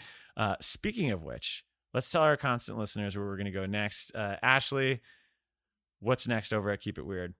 You know what? We're on hiatus, so what's next is a whole lot of rest. And I am super pumped about it. But definitely follow us on Instagram at Keep It Weirdcast, because every week we do Tarot Tuesdays and Witchy Wednesdays. So we teach people tarot one card at a time every week. And we also teach people really easy spells to do at home on Witchy Wednesdays. So we're still putting out that stuff, and also you can submit topics that you'd like us to talk about in season 7. Hey, we're on season 7. I believe we started around the same time. We did. We started in 2017. Yeah. Oh, Witchy Wednesdays. It's just reference to. I had to put it out there. Rachel, I've been seeing you popping up on podcasts all like left and right. You were just talking about Invasion 78, which that's my next big project this month. So, what's been going on with podcasts for you? Where else can we find you? Yeah, I just guested on a podcast called Men Who Love Movies. And we had so much fun talking about 78's Invasion of the Body Snatchers. That movie is just, oh my goodness. Fucking great. Amazing. Perfect. And also on Pod and Pendulum with Mike Snoonian, we have been covering the Phantasm series. So we've been just going wild over there. And And it's you have been to with that series. blast. I am loving it so much. So that's been really fun. We just did Phantasm 3. So Oh man. yeah. So not too late to join in, and highly recommend if you have not seen those movies, watch them because they are great. Where does the CUDA rank for you in like terms of movie Oh cars? my gosh. It's up there for sure. It does not get enough credit, and I love how it's like present in all of them. So it's a beautiful car. So yeah, I admire Don Coscarelli's like determination. Like, I'm gonna make a movie, I'm gonna put the coolest car I can think of in it, and I love that. So. Yeah. If I ever had one thing, I mean, obviously the CUDA's a big part of the Phantasm thing, but I'd also want the ice cream truck that Reggie drives that pops up in 4 again in archive footage. Well, that's fun. I love the Phantasm series, and hell of a soundtrack. Like, I put that on all the time. Jen, what can our listeners expect from us this month and next? What are you up to? I mean, I know you always have like 30 or 40 articles that you're working on every week. Well, I am also taking a hiatus from psychoanalysis, and Rachel actually is holding down the fort over there for me. And y'all just did The Harbinger, right? Yeah, it was me and Comparing it Jessica with Scott COVID. and Mike, and that was a really powerful episode. And if you haven't seen that movie, don't be scared by the COVID title. I will say, like, I was kind of nervous about going into watching it, being like, oh, a COVID movie, I don't know, but that movie's great. So It is really good, yeah, and that is a really good episode also. And writing wise, I've just been writing a bunch of stuff. I wrote about Irreversible and Martyrs recently. I know, and that has easy, light fun. Exactly, and that has yet to drop. It they should be on Dread Central pretty soon. And then I also wrote about The Pale Blue Eye, which is coming up. And then I'm trying to get back on my witch column about the Autopsy of Jane Doe, which is love that fantastic. movie. Yeah, I do too. It's so good. And he's back with a new movie this year. I guess he bypassed the Long Walk, and he's doing that. I guess it's supposed to be like a Dracula chapter that he's adapting or something. So it's in like August. So I mean, I'll take it. I do really enjoy him a lot, but I want the Long Walk. I know. From him. I know. Well, speaking of long episodes and walks and stuff, I don't know how that seg worked, but so for us this month, we are going to be watching The Shawshank Redemption. We're doing a commentary, and that's going to be available on Patreon. We also just did a season 7 preview, Needful Tweets, and Hollywood King episode, which was a lot of fun. It stayed focused and concise and structured the entire time. Yeah, absolutely. No tangents about Josh Hartnett at all. No, none. And no vitriolic hot takes at the end that I've had to tell Kyle to cut out. That have been cut out, yeah. Yeah. And then we're going to have a Dark Tower detour, which is going to be really cool with the Dans. And then Brian Evanson, Mel and Randall are going to do an author interview with him. So that's going to be really cool. And then lots of fun stuff coming up after that. We've been mapping out the year and books and stuff. So, Yeah. Our next book is Cell. So definitely... If you were, I like that. Yeah. If you were thinking like, well, I kind of want more action, I want more blood, and I want more insanity, then that book is for you. If you want floating zombies, go for it. So that'll be fun. But for now, look, this is a wrap. It's a wrap on the Colorado Kid. I'm sure, like us, you have a lot of questions. But what's important is that you never stop asking them. And rest assured, that's exactly what we plan on doing next week, next month, all year for another vivid season. And we hope you join us over long days and pleasant nights. I got some hot friends. God, I got some hot friends. I got some hot friends. God, I got some hot friends. But you know you want somebody to treat you good. This is the end of our show. For now. Tune in next week. If you like our programming, consider searching for other bloody disgusting podcasts, such as Creepy, Horror Queers, The Boo Crew, SCP Archives, Nightlight, Margaret's Garden, and more.